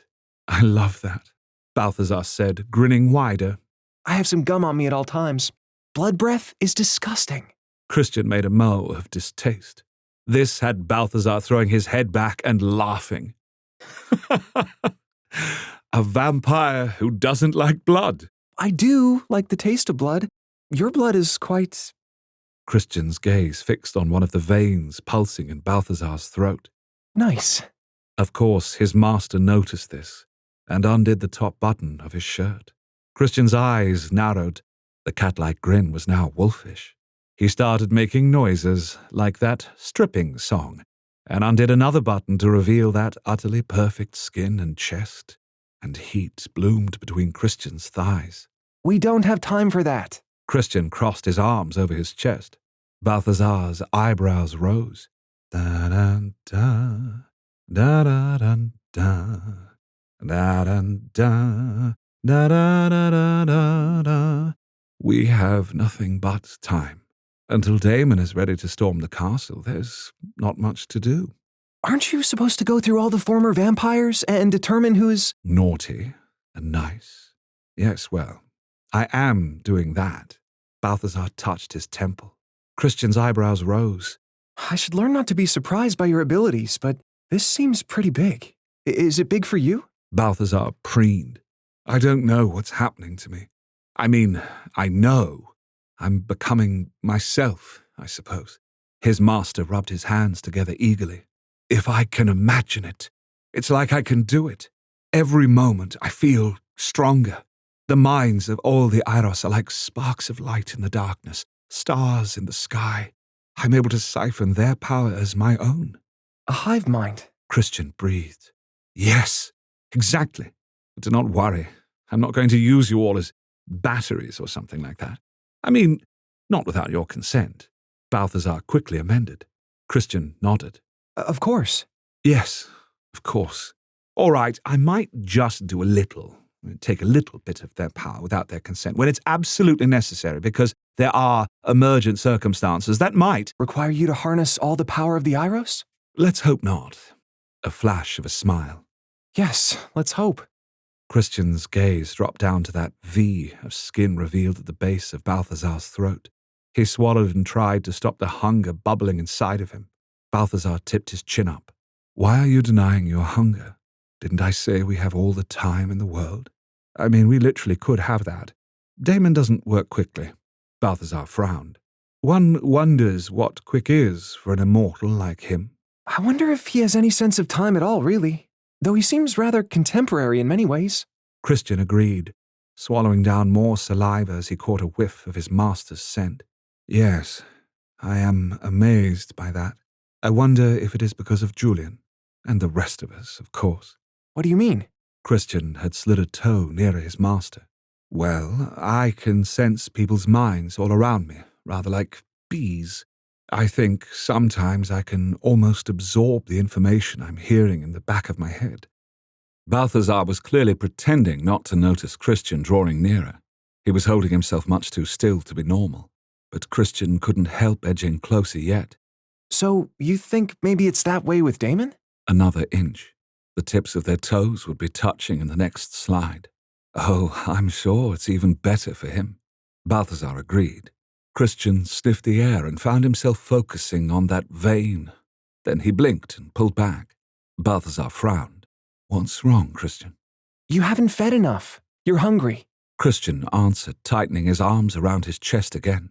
Oh, well, I can do that after you. No, I can wait. Christian, we did talk about the dangers of waiting for one so young as you, Balthazar said almost sternly, which meant that he was concerned. Christian licked his lips. His stomach gurgled. Balthazar held up a hand and gestured with his fingers for Christian to come. Now you know that I would never compel you, but I must insist on you not starving yourself. Bring one of the former vampires here and feed on them first, Christian suggested. One of the naughty ones, obviously. Balthazar's eyebrows lifted. You want to watch me feed? Christian nodded. Rather like a marionette. I want to learn. I know it'll be some time before I hunt, but I want to see you do it. It makes me feel like we're sharing something. You really are serious about the intimacy of teaching and learning, aren't you? Balthazar looked so fondly at him. I am. Christian straightened. I want to be useful. You are, but you're young and... I don't want to feel vulnerable, Christian said. And when he swallowed this time, it wasn't out of desire, but of a keen awareness of David's soul in his pocket. With Damon around, I don't think we need to worry, Balthazar said. He let out a laugh. Truly, he could have come here alone. Well, except for Fiona, and simply done it all himself. We were never in any danger. His expression became thoughtful. That's part of what he didn't want Julian to see, I think. Christian considered this. Do you think he worried Julian would see how very inhuman he is? With a bob of his head, Balthazar said, It was impressive, but they underestimated him. They won't again. People will go against him more quickly. Do you think that'll really matter? We've seen him get injured. I mean, that first time we met. He was tired. Injured sounds more serious than it was. Yet you are still worried about being weak, Balthazar pointed out. He can't be everywhere. He can't do everything for us. We need to support him and take care of ourselves. Christian told him. I am here to take care of you, Balthazar reminded him gently with just a little touch of jealousy. I know. I need to feel in control, he admitted. Balthazar nodded.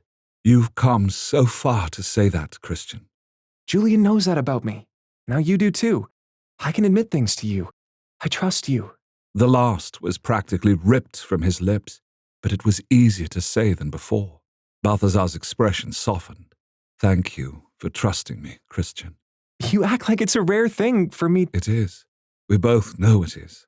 Christian colored. He lowered his head, unable to quite look at Balthazar. He knew he could be open with this man that was as vulnerable and likely far more ill-used than he had ever been, and thankfully, his master changed the subject.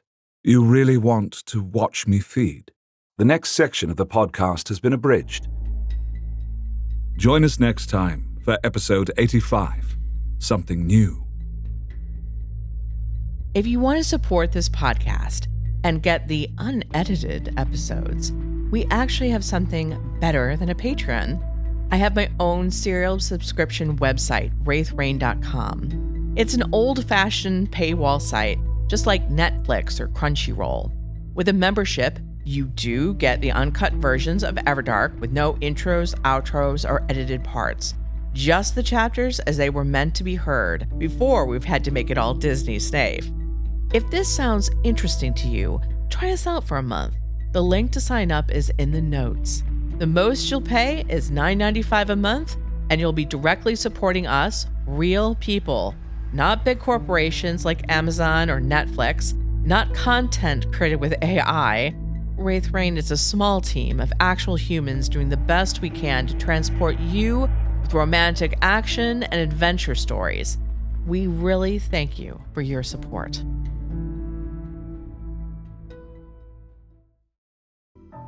Everdark, Episode 85, Something New. Last on Everdark, Christian argues against Balthazar using compulsion on Caemorn so that the Kali vampire will tell him everything he knows about Christian's gift. He believes he can take that knowledge and teach Christian from it. Christian disagreed that such a thing would work, but more importantly, he doesn't want anyone compelled for his sake. We now turn back to Julian and Damon. Potential trigger warning. Tentacle sex after midpoint of chapter. Damon picked up his sleeping fledgling and carried Julian from their bedroom into the garden. The sun had just dipped below the horizon, and the garden was in twilight. It was a magical time where things were thinnest between what was and what could be. It was a time when Damon was most at home, alive and dead, here and not here. The distinction between the earth and the Everdark was almost gone at this time. The few vampires that were in Ravenscroft Manor were mostly asleep. None had left their bedrooms yet. He sent a command that they stay away from the garden for a time. He wanted it for him and Julian alone. There was a wave of assent. They accepted his rule without thought now. That would spread to all the other vampires, even those that Kali tried to imprison in lasting with him. Nowhere was safe from his power and influence. Kali knew that, hence his attempt at having Julian kidnapped. It was good that Elena decided to do what was sensible. Yet I am not certain of her. There is something very brittle about this new determination. Perhaps I should strip her mind of Heath's memory, and not wait for Balthazar to return and do it. But the thought left him as he dug his toes into the grass that was cool and damp with dew. It crushed beneath his bare feet, letting out a fresh, green scent. The flowers were bobbing up and down with the slight breezes. Their perfume was sweet, just this side of cloying. The crisp, cold scent of water from the fountain added a pleasant, refreshing tang. Julian's head lolled against his shoulder, making soft, sleepy sounds as Damon settled down into a cross-legged position on a swath of grass in the center of the garden.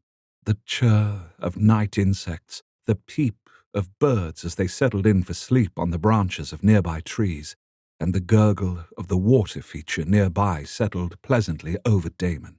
Damon cradled Julian's body against his own, holding him effortlessly as he started to commune.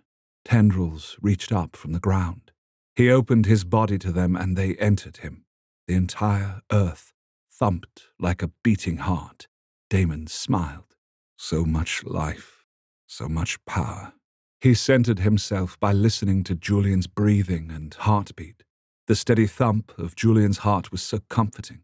His breathing was light and slow. He was still deeply asleep, despite being moved and the difference in temperature. He was with Damon, and that meant safety and comfort no matter what else changed. Damon's smile softened. His fledgling, his child. How could the immortals have sent their fledglings and their fledglings' off into battle with so little thought? To treat them as cannon fodder was inconceivable. He leaned down and kissed Julian's forehead. Julian made a pleased sound and settled down further into his arms.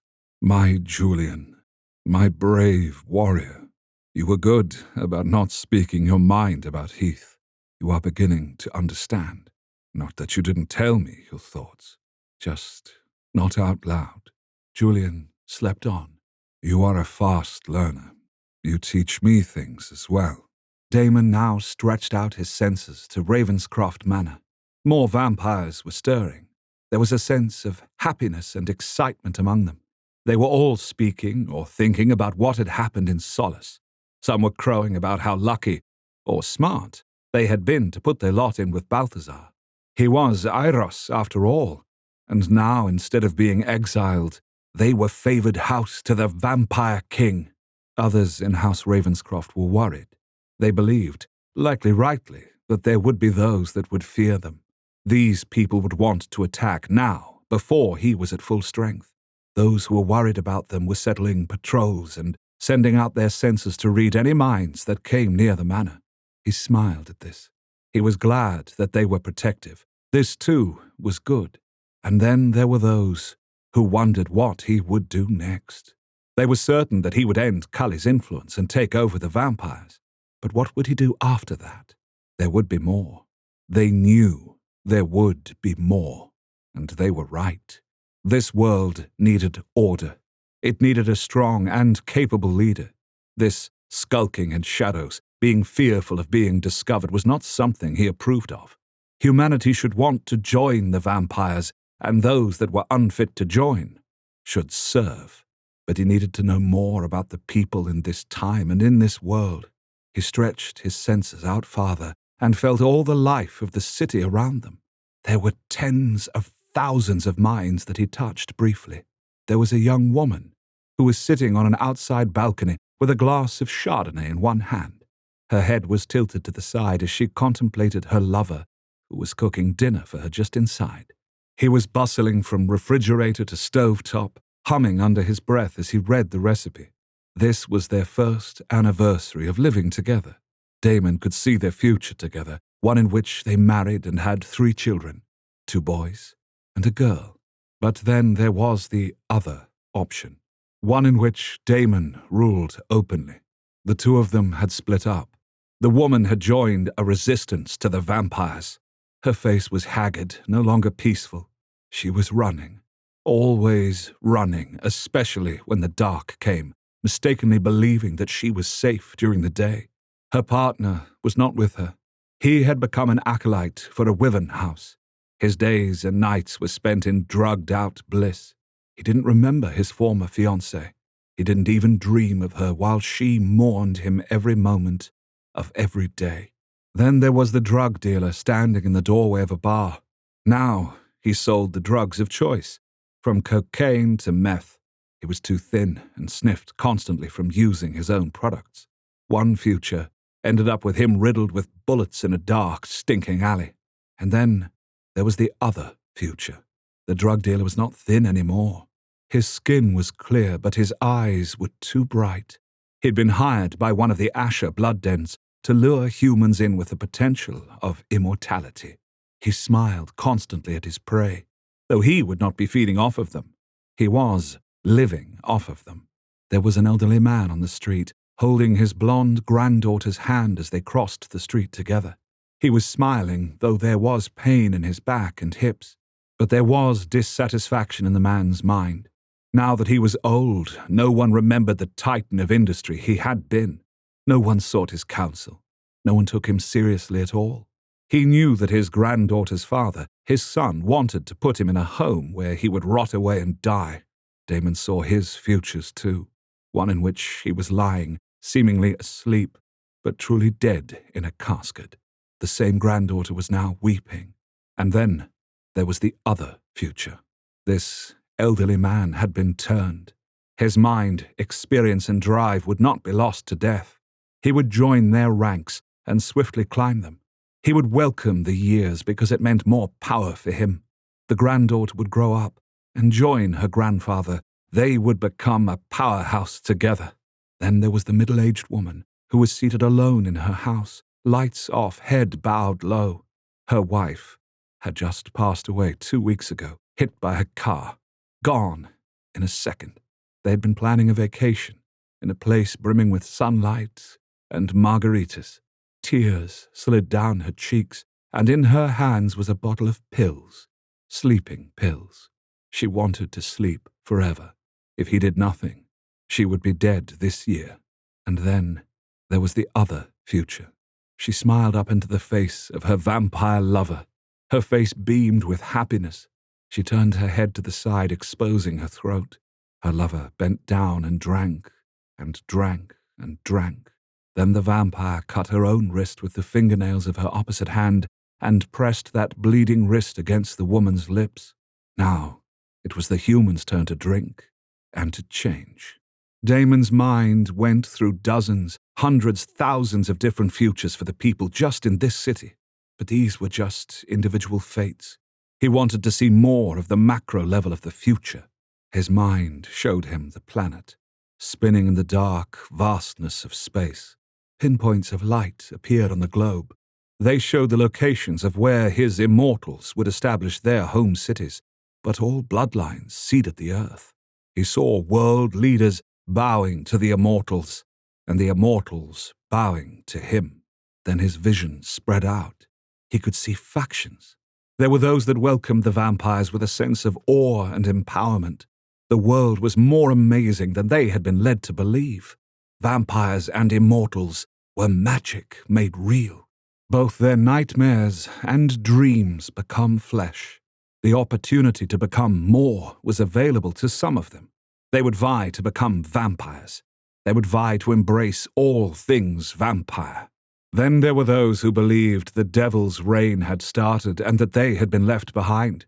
Religions changed as they incorporated the vampires fully into their mythology as fallen angels. The vampires were to be resisted. To be turned into one was to lose God. There were those that treated vampires like they already did celebrities and politicians, basically as people who they would never meet, never know, and certainly never be a part of. But there would be new universities with vampire professors that they wanted their children to get into, because they were more prestigious and the key to the locks of success. And there was the secular resistance, who feared what the vampires might do to humanity in the end. After all, humanity was the vampires' food source, and humans were notorious for their self-destructive tendencies. What if the vampires decided to make sure that source of food would always be there? Maybe the vampires would alter humanity so that it would produce extra blood, like some of the cow varieties there were. Would they be bred in pens so that the best traits, for vampires anyway, would be in abundance? There was nothing in this possible future that surprised him. There would be many nuances that he would have to understand before he acted, but he would act. He already knew that. First Calais, and then the world. At that moment, Julian stirred awake in his arms. My dearest acolytes, I regret to inform you that this particular platform's Inquisition has decided that sexy vampire interludes are not within the bounds of community guidelines. Therefore, this episode has been cut to be acceptable to audiences of all ages. Not to worry. If you are interested in hearing the full episode, with all of the steamy parts included, you can purchase a monthly membership at wraithrain.com. Not ready to commit to a monthly membership? Then please visit the shop at wraithrain.com, where the full episodes are available for sale in audiobook format. I wonder just what it is that the community is afraid of hearing. Perhaps something they'd like. The community protests too much, methinks. Everdark, Episode 86, Fledglings Future Past.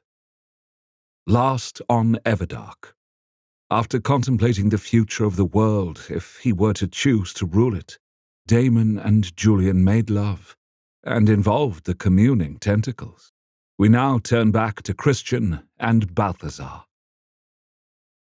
Christian was looking at him, head cocked, plush lips pursed, shirt off, and eyes slightly narrowed. Balthazar patted the velvet and silk duvet beside him. The former vampire was sprawled across his lap, easy to reach for to slake his thirst, and for Christian to watch. His fledgling was a bit of a voyeur, which made all sorts of sense, as he was a scientist. "Come, Fireball," Balthazar teased. Christian's left eyebrow rose. Fireball? Well, it's a pet name. Not the best, but I'm working on it. You're fiery and ball-like? No, you aren't, but ignore that. Come to bed, Balthazar pleaded. Everyone, Wraith here. Unfortunately, due to the rules on third-party platforms, we cannot post the rest of this chapter on the public podcast due to its sensual nature. Hey, it's vampires. There's a lot of sensuality going on here. If you would like to hear the complete uncut version and support us, you can sign up and become a member of wraithrain.com, or you can purchase copies of the audiobooks in our store. The links to do both are in the description down below. Thank you for your support. Here is a brief summary of what happens in this chapter, so that you can still follow the podcast next episode. Christian and Balthazar discuss whether other fledglings from Balthazar's time as Iros are still alive. Then they make love. Little did either of them know that their original conversation is quite important, as a fledgling has just turned up. Again, we thank you so much for supporting us and hope to see you at wraithrain.com and here next week.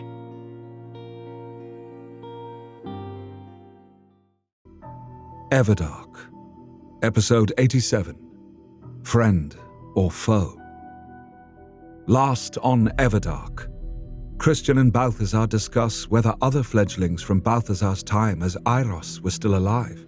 Then they made love. Little did either know that their original conversation was quite important, as a fledgling just turned up. Christian slipped out of the bedroom, stepping over Justin's sleeping form and leaving Balthazar in the bathroom.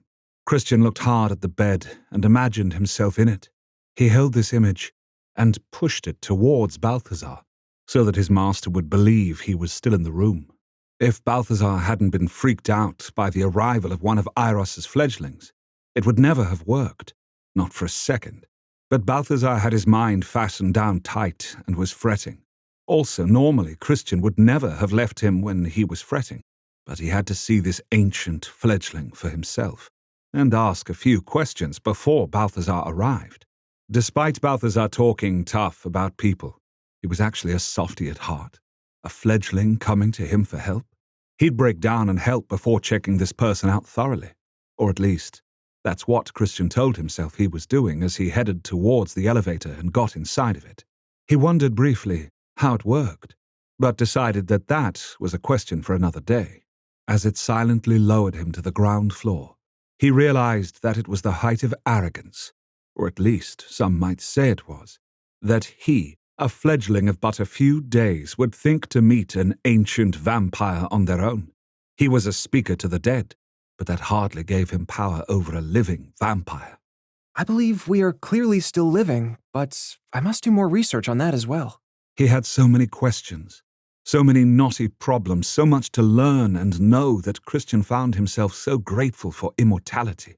There would always be something more to discover, but he wasn't going to see this ancient fledgling because of curiosity. He needed to know their intentions towards Balthazar. The elevator glided to a stop on the ground floor of the spire, and he got out. He stood very still and cast his mind out as Balthazar had taught him to do.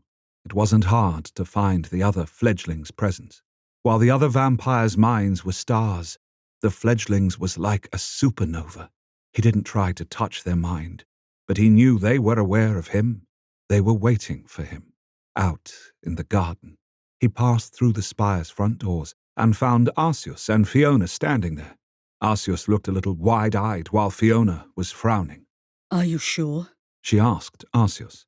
That there is one of the ancients of the Eiros bloodline here, yes, Fiona, I am sure. Arceus told her, staring towards a part of the garden that was obscured by several large trees. I suppose it makes sense. Fiona tapped her chin with a long finger. Balthazar did call all of the Eiros here, and he is Eiros and Damon is back, and that would cause many to be interested, especially the oldest of us, who would have had actual experiences with the Immortals. They're more than that. They're one of Eiros' fledglings. Christian interrupted her. Both turned as one to face him. Fiona looked past him to find Balthazar. When she found that his master was not there, her forehead furrowed. She guessed he was up to something. Arceus looked pleased to see him, then frowned deeply.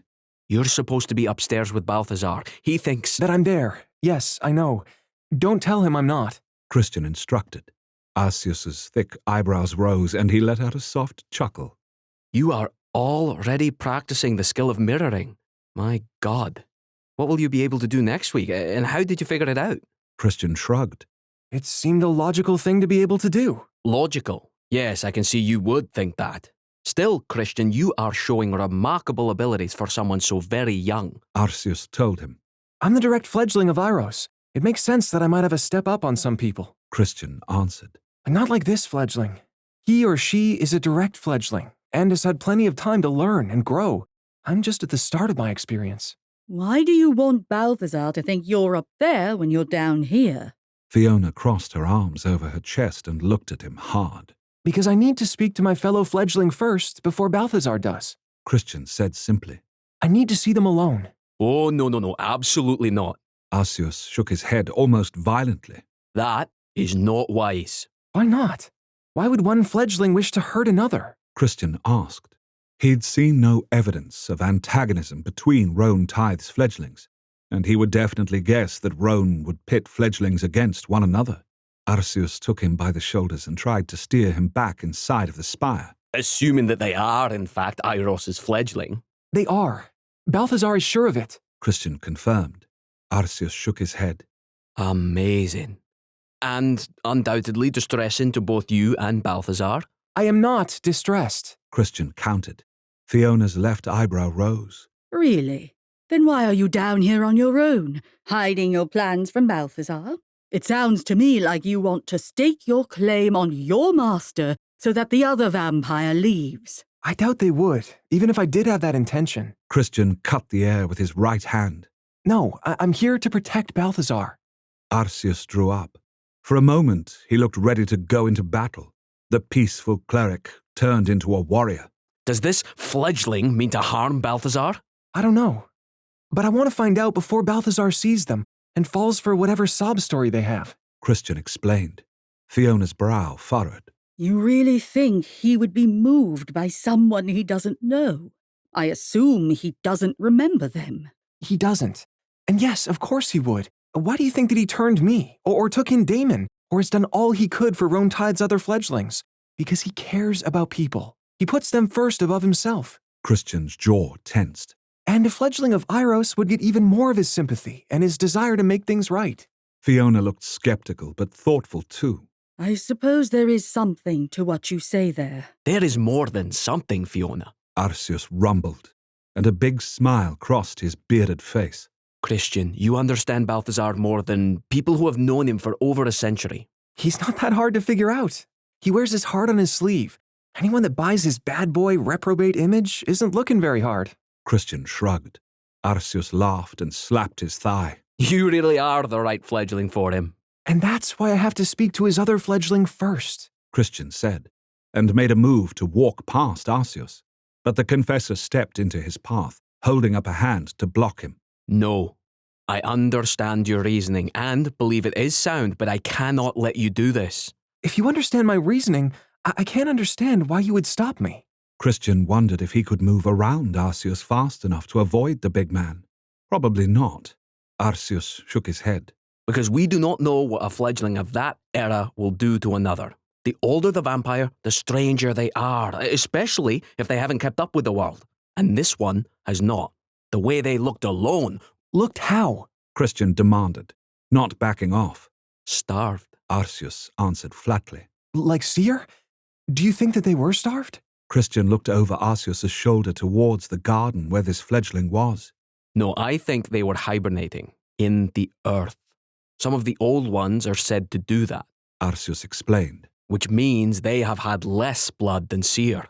And she is an immortal. Her control would be beyond theirs. Said to do that? You don't know? Christian frowned.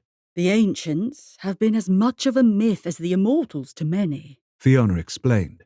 We thought many of them died in the war, or some say that a lot of the older vampires simply She shrugged, her arms tightening on herself. killed themselves. Christian's eyebrows rose. Suicide? Why? The loss of their masters, the inability to deal with immortality, boredom. She shrugged again. You know that you have ancient fledglings out there too, don't you, Fiona? Christian said to her. Your wyvern. She had to have made a good many, like all the immortals did. Alarm flooded her beautiful features, but then she gave a tight nod. I suppose I do. Strange, since I have no fledglings now with this second life. Maybe you sensed you already had some. Arceus told her. Her lips flattened. I like being on my own. Having to worry about others is... She didn't finish that sentence, but Arceus looked sad all the same. While he was distracted, Christian slipped out from under his hands and headed to the garden where his fellow fledgling waited for him. Christian, wait! Arceus called. But then, bell-like, a voice said, "It is all right. Let him come." Arceus, who had taken a few steps toward him, stopped dead in his tracks. It was clear from his clenched jaw that he wanted to move, but the voice stopped him. Again, this should have worried Christian. Arceus was strong and bull-headed. Little stopped him, but a few words from this being had. Yet on Christian went, racing through the mini maze of bushes to a central fountain. There, seated on a white stone base, getting their fingers wet in the pool, was a figure swathed in a black cloak. Christian skidded to a halt a few feet away, but his nose wrinkled as he smelled dank earth and the sweetness of rot. There was a soft chuckle. "Forgive me. I am none too clean, but there are some needs that are greater than food and cleanliness, like seeing one's master after a long time." The voice was masculine. This was a man, though he was wrapped up so thoroughly in what almost seemed a winding sheet that Christian could not see his face.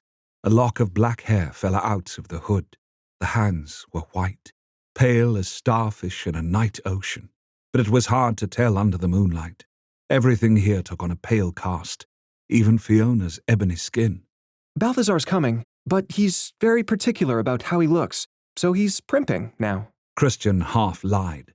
Balthazar was particular about how he looked and his clothes, but that wasn't why he was delaying coming out here.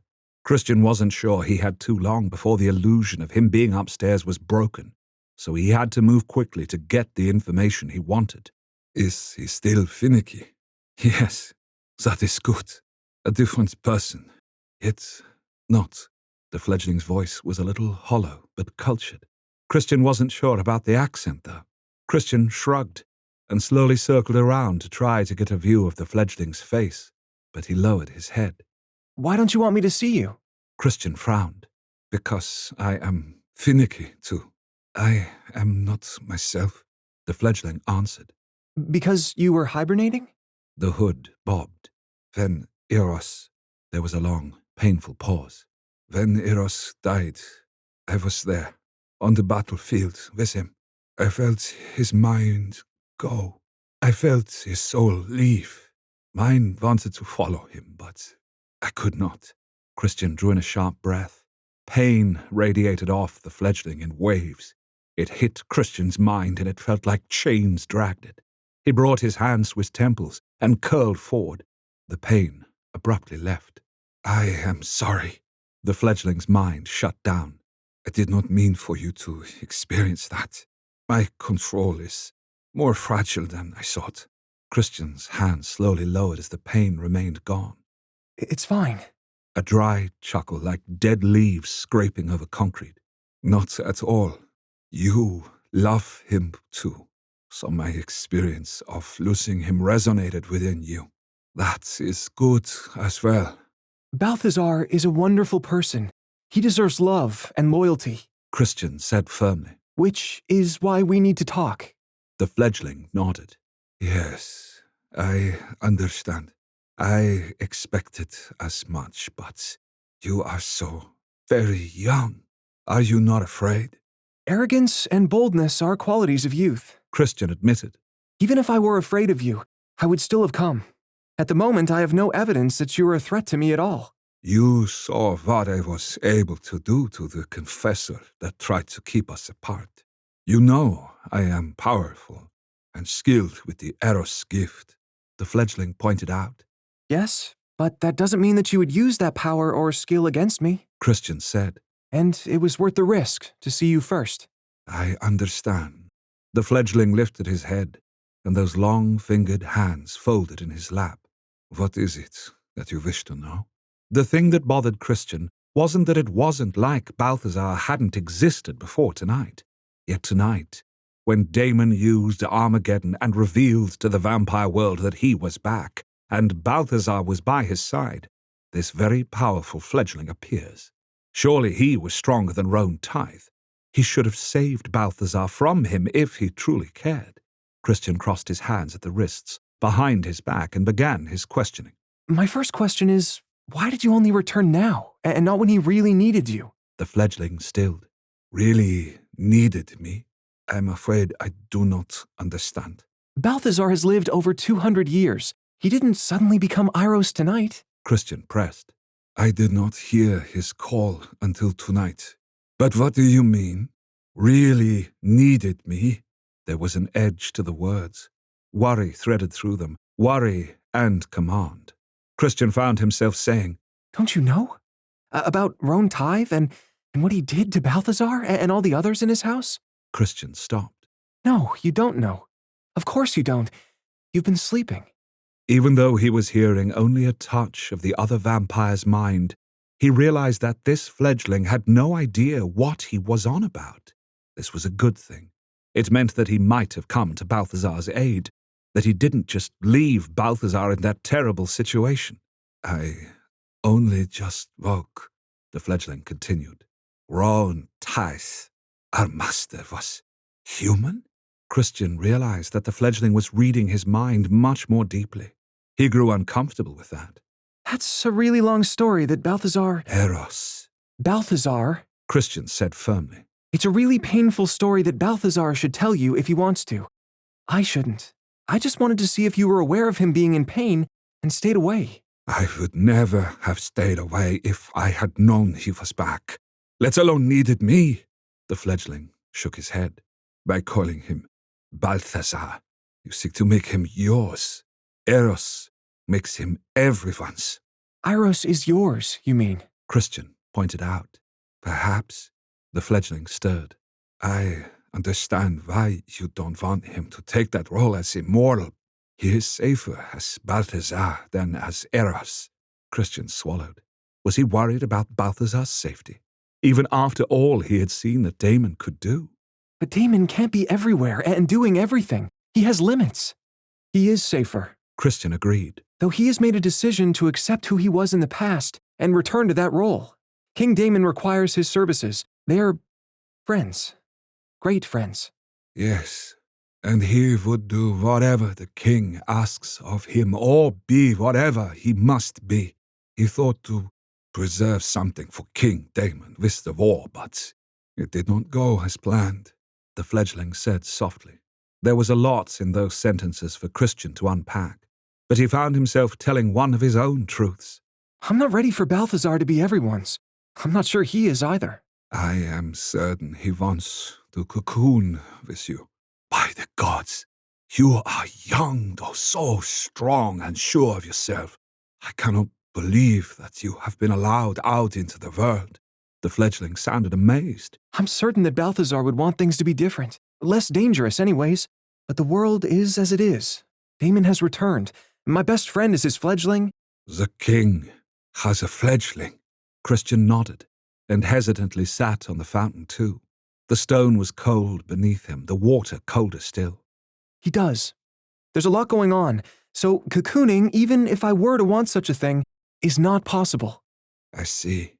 What about with you? Christian asked, genuinely curious. Did Iros cocoon with you? Eros was the rare immortal that took the time to care for each of us. You must understand that in the beginning, the immortals were simply looking for the ones best suited for their bloodline, the fledgling explained. They needed many fledglings so that they could grow their bloodline, so it was not as personal with us as it would be for later fledglings. But Eros did know us. The nature of his gift meant that he could see into our souls even more than Kali. I don't think Callie cares about anyone's souls, unless he can use them for something. Christian crossed his arms over his chest. True, a dry rasp. You already have some experience with Kali then. Christian's eyebrows rose. You really need a refresher on what's going on. Callie is going up against Damon. He's the one that created a whole fake religion, and it's really complicated, and not important to the matter at hand. Which is to understand who I am, and if I'm a threat to your Balthazar, and perhaps your place with him. The last was said with a slight lilt of amusement, but Christian shook his head. No, I have no doubt of my place with him. He's already shown himself to be quite romantic. Again, you show remarkable poise for one so young and new. Life has taught me to understand my place in it, and the people around me are chosen carefully. Christian told him. What do you want from Balthazar? Do you need a master to follow? The fledgling pushed the hood away from his face, and Christian could see silver eyes glowing. There was a narrow chin, high cheekbones, and a tall forehead. It was the face of a scholar. There was almost something elfish about the features, but they were skeletal. They were pared down to the bone. The fledgling shouldn't have been able to sit there, let alone be awake in such a state of hunger. Christian felt a trace of unease, though the fledgling seemed quite in control of himself. I loved him. Love him. I was devoted to him. Not a romantic love. I see that question in your mind. The skeletal face looked beatific for a moment. He allowed me access to knowledge that I never thought I would have. He allowed me to learn, to understand. He opened the doors of knowledge to me, and I cannot thank him enough. Christian slowly nodded. I was just thinking to myself how being immortal has given me endless time to learn, and how grateful I am for that. It seems you are the same in this way. There was no question we could not ask, no topic that was forbidden to us. He supported me and the others in all ways. The fledgling's voice trailed off, and then he was gone. It was wrong. Were you trying to die? Or just hibernate? Christian asked, his voice a mere whisper as he saw the suffering writ large there. Both, the fledgling admitted. I wished to die when he did. I could not continue, but I did. I was covered under the bodies of the dead, and I just burrowed down into the earth, down into the darkness eternal. Soil and blood filled my mouth, and I rested there with the bones. Christian shuddered. You hibernated on the battlefield? With our master's body, he whispered. That's horrible. Christian suddenly understood something he had not before. He pointed out into the darkness of the Everdark. The battle was here? Yes, not that far away. the fledgling answered. The skin between Christian's shoulder blades twitched. Balthazar died out there? Yes, Was he battling Seer? No, that can't be right. he was trying to protect her. This was where they mounted the last defense before the two of them fell, the fledgling answered. Christian wondered who it was that killed Balthazar. Another immortal? Just the sheer number of attackers? He somehow couldn't ask at that moment. Is his body, no, his bones, still there? He didn't know why he was asking this. Balthazar was up in the spire, right at that moment, fussing. He wasn't out in the dark, in the mud, in the... The fledgling opened his robes and took out something white and round and smooth. Christian felt his throat close up as the fledgling placed the skull on the fountain's lip between them. The lower jaw was missing, but there were fangs on the upper jaw. Christian reached towards the skull. His hand hovered above the domed top of it. His hand was shaking. He's alive. Christian whispered. He's up in the spire. He's showering. I think he's avoiding meeting you because he doesn't know what to say. He fears being a disappointment to me. The fledgling read his mind again. He doesn't know who he was. He doesn't know how he was with you. Christian drew his hand back and wiped his palms against the tops of his thighs. He was perfect with me. I love him dearly. And you as well, my newest little brother, the fledgling said. I am here to join you, if you will have me.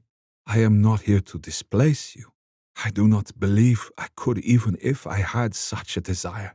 Christian nodded. I wasn't afraid of that. I was curious, but not afraid. Like I said, I know my place with him. He doesn't hide his feelings. You have made him happy then. I am glad. More glad than I can say. He doesn't believe that he knows everything. I think he sees his own weaknesses much more clearly than anyone else. So he always sees where he's falling down and believes that the failures are all there is sometimes. Christian continued. He undoubtedly feels that he's let you down. He need not worry. The fledgling caressed the skull. He was beloved to me then. He is now. He is Eros. He's Balthazar, though, too. He's lived this life not as an all-powerful immortal, but a man. A man who was practically enslaved by his own master and had to kill him to save himself and everyone else. Christian explained. The fledgling went still. Show me more of this awfulness. How could I not have woken then? I wondered the same thing, but it is clear to me that this being truly didn't know. I don't know much. Only what he's told me and the others have said. It really is Balthazar's story to tell. I only know some of the scars it left. But Christian opened his mind, and it felt like a cool breeze rustling through his thoughts. The fledgling's head lowered. There were a few curse words in a language that sounded sort of German, but he wasn't sure. He was so brave, so singular. He has felt that he needs to be responsible for everyone, yet, at the same time, pretends that he isn't responsible for anyone at all.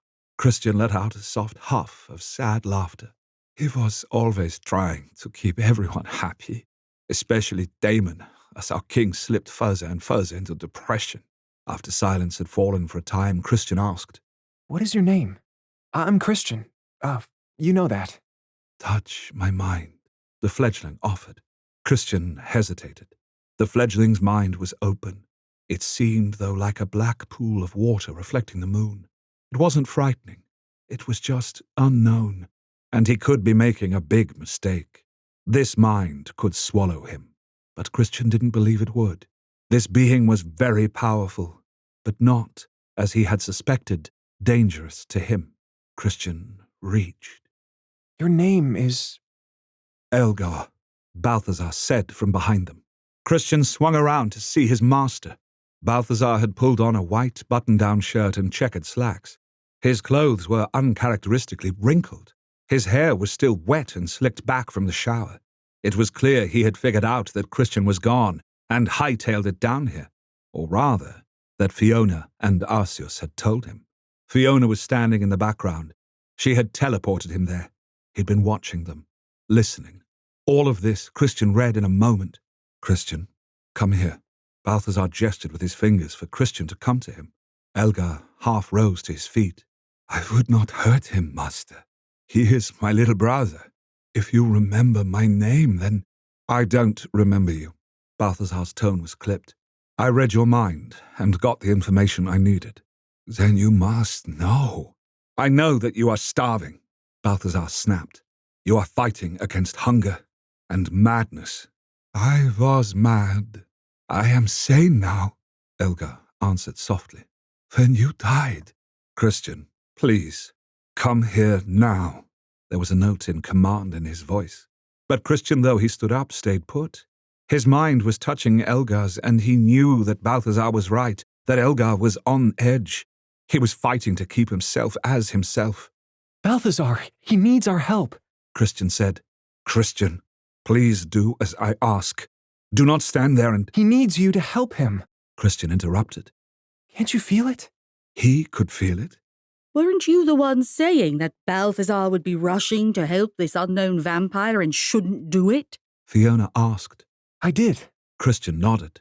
And it sounds quite arrogant, but— You are a love, Christian, but I do not need your protection, Balthazar said firmly, though it looks like you need mine. No, I don't.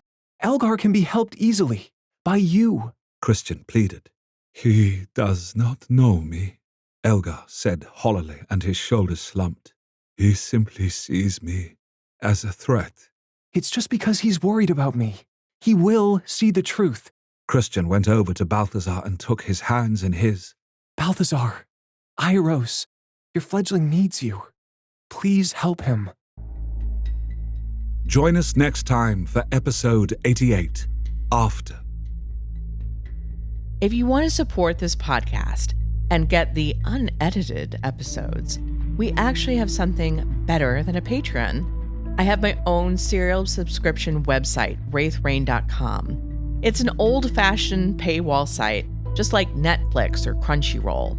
With a membership, you do get the uncut versions of Everdark with no intros, outros, or edited parts. Just the chapters as they were meant to be heard before we've had to make it all Disney safe. If this sounds interesting to you, try us out for a month. The link to sign up is in the notes. The most you'll pay is $9.95 a month, and you'll be directly supporting us, real people, not big corporations like Amazon or Netflix, not content created with AI. Wraithrain is a small team of actual humans doing the best we can to transport you with romantic action and adventure stories. We really thank you for your support.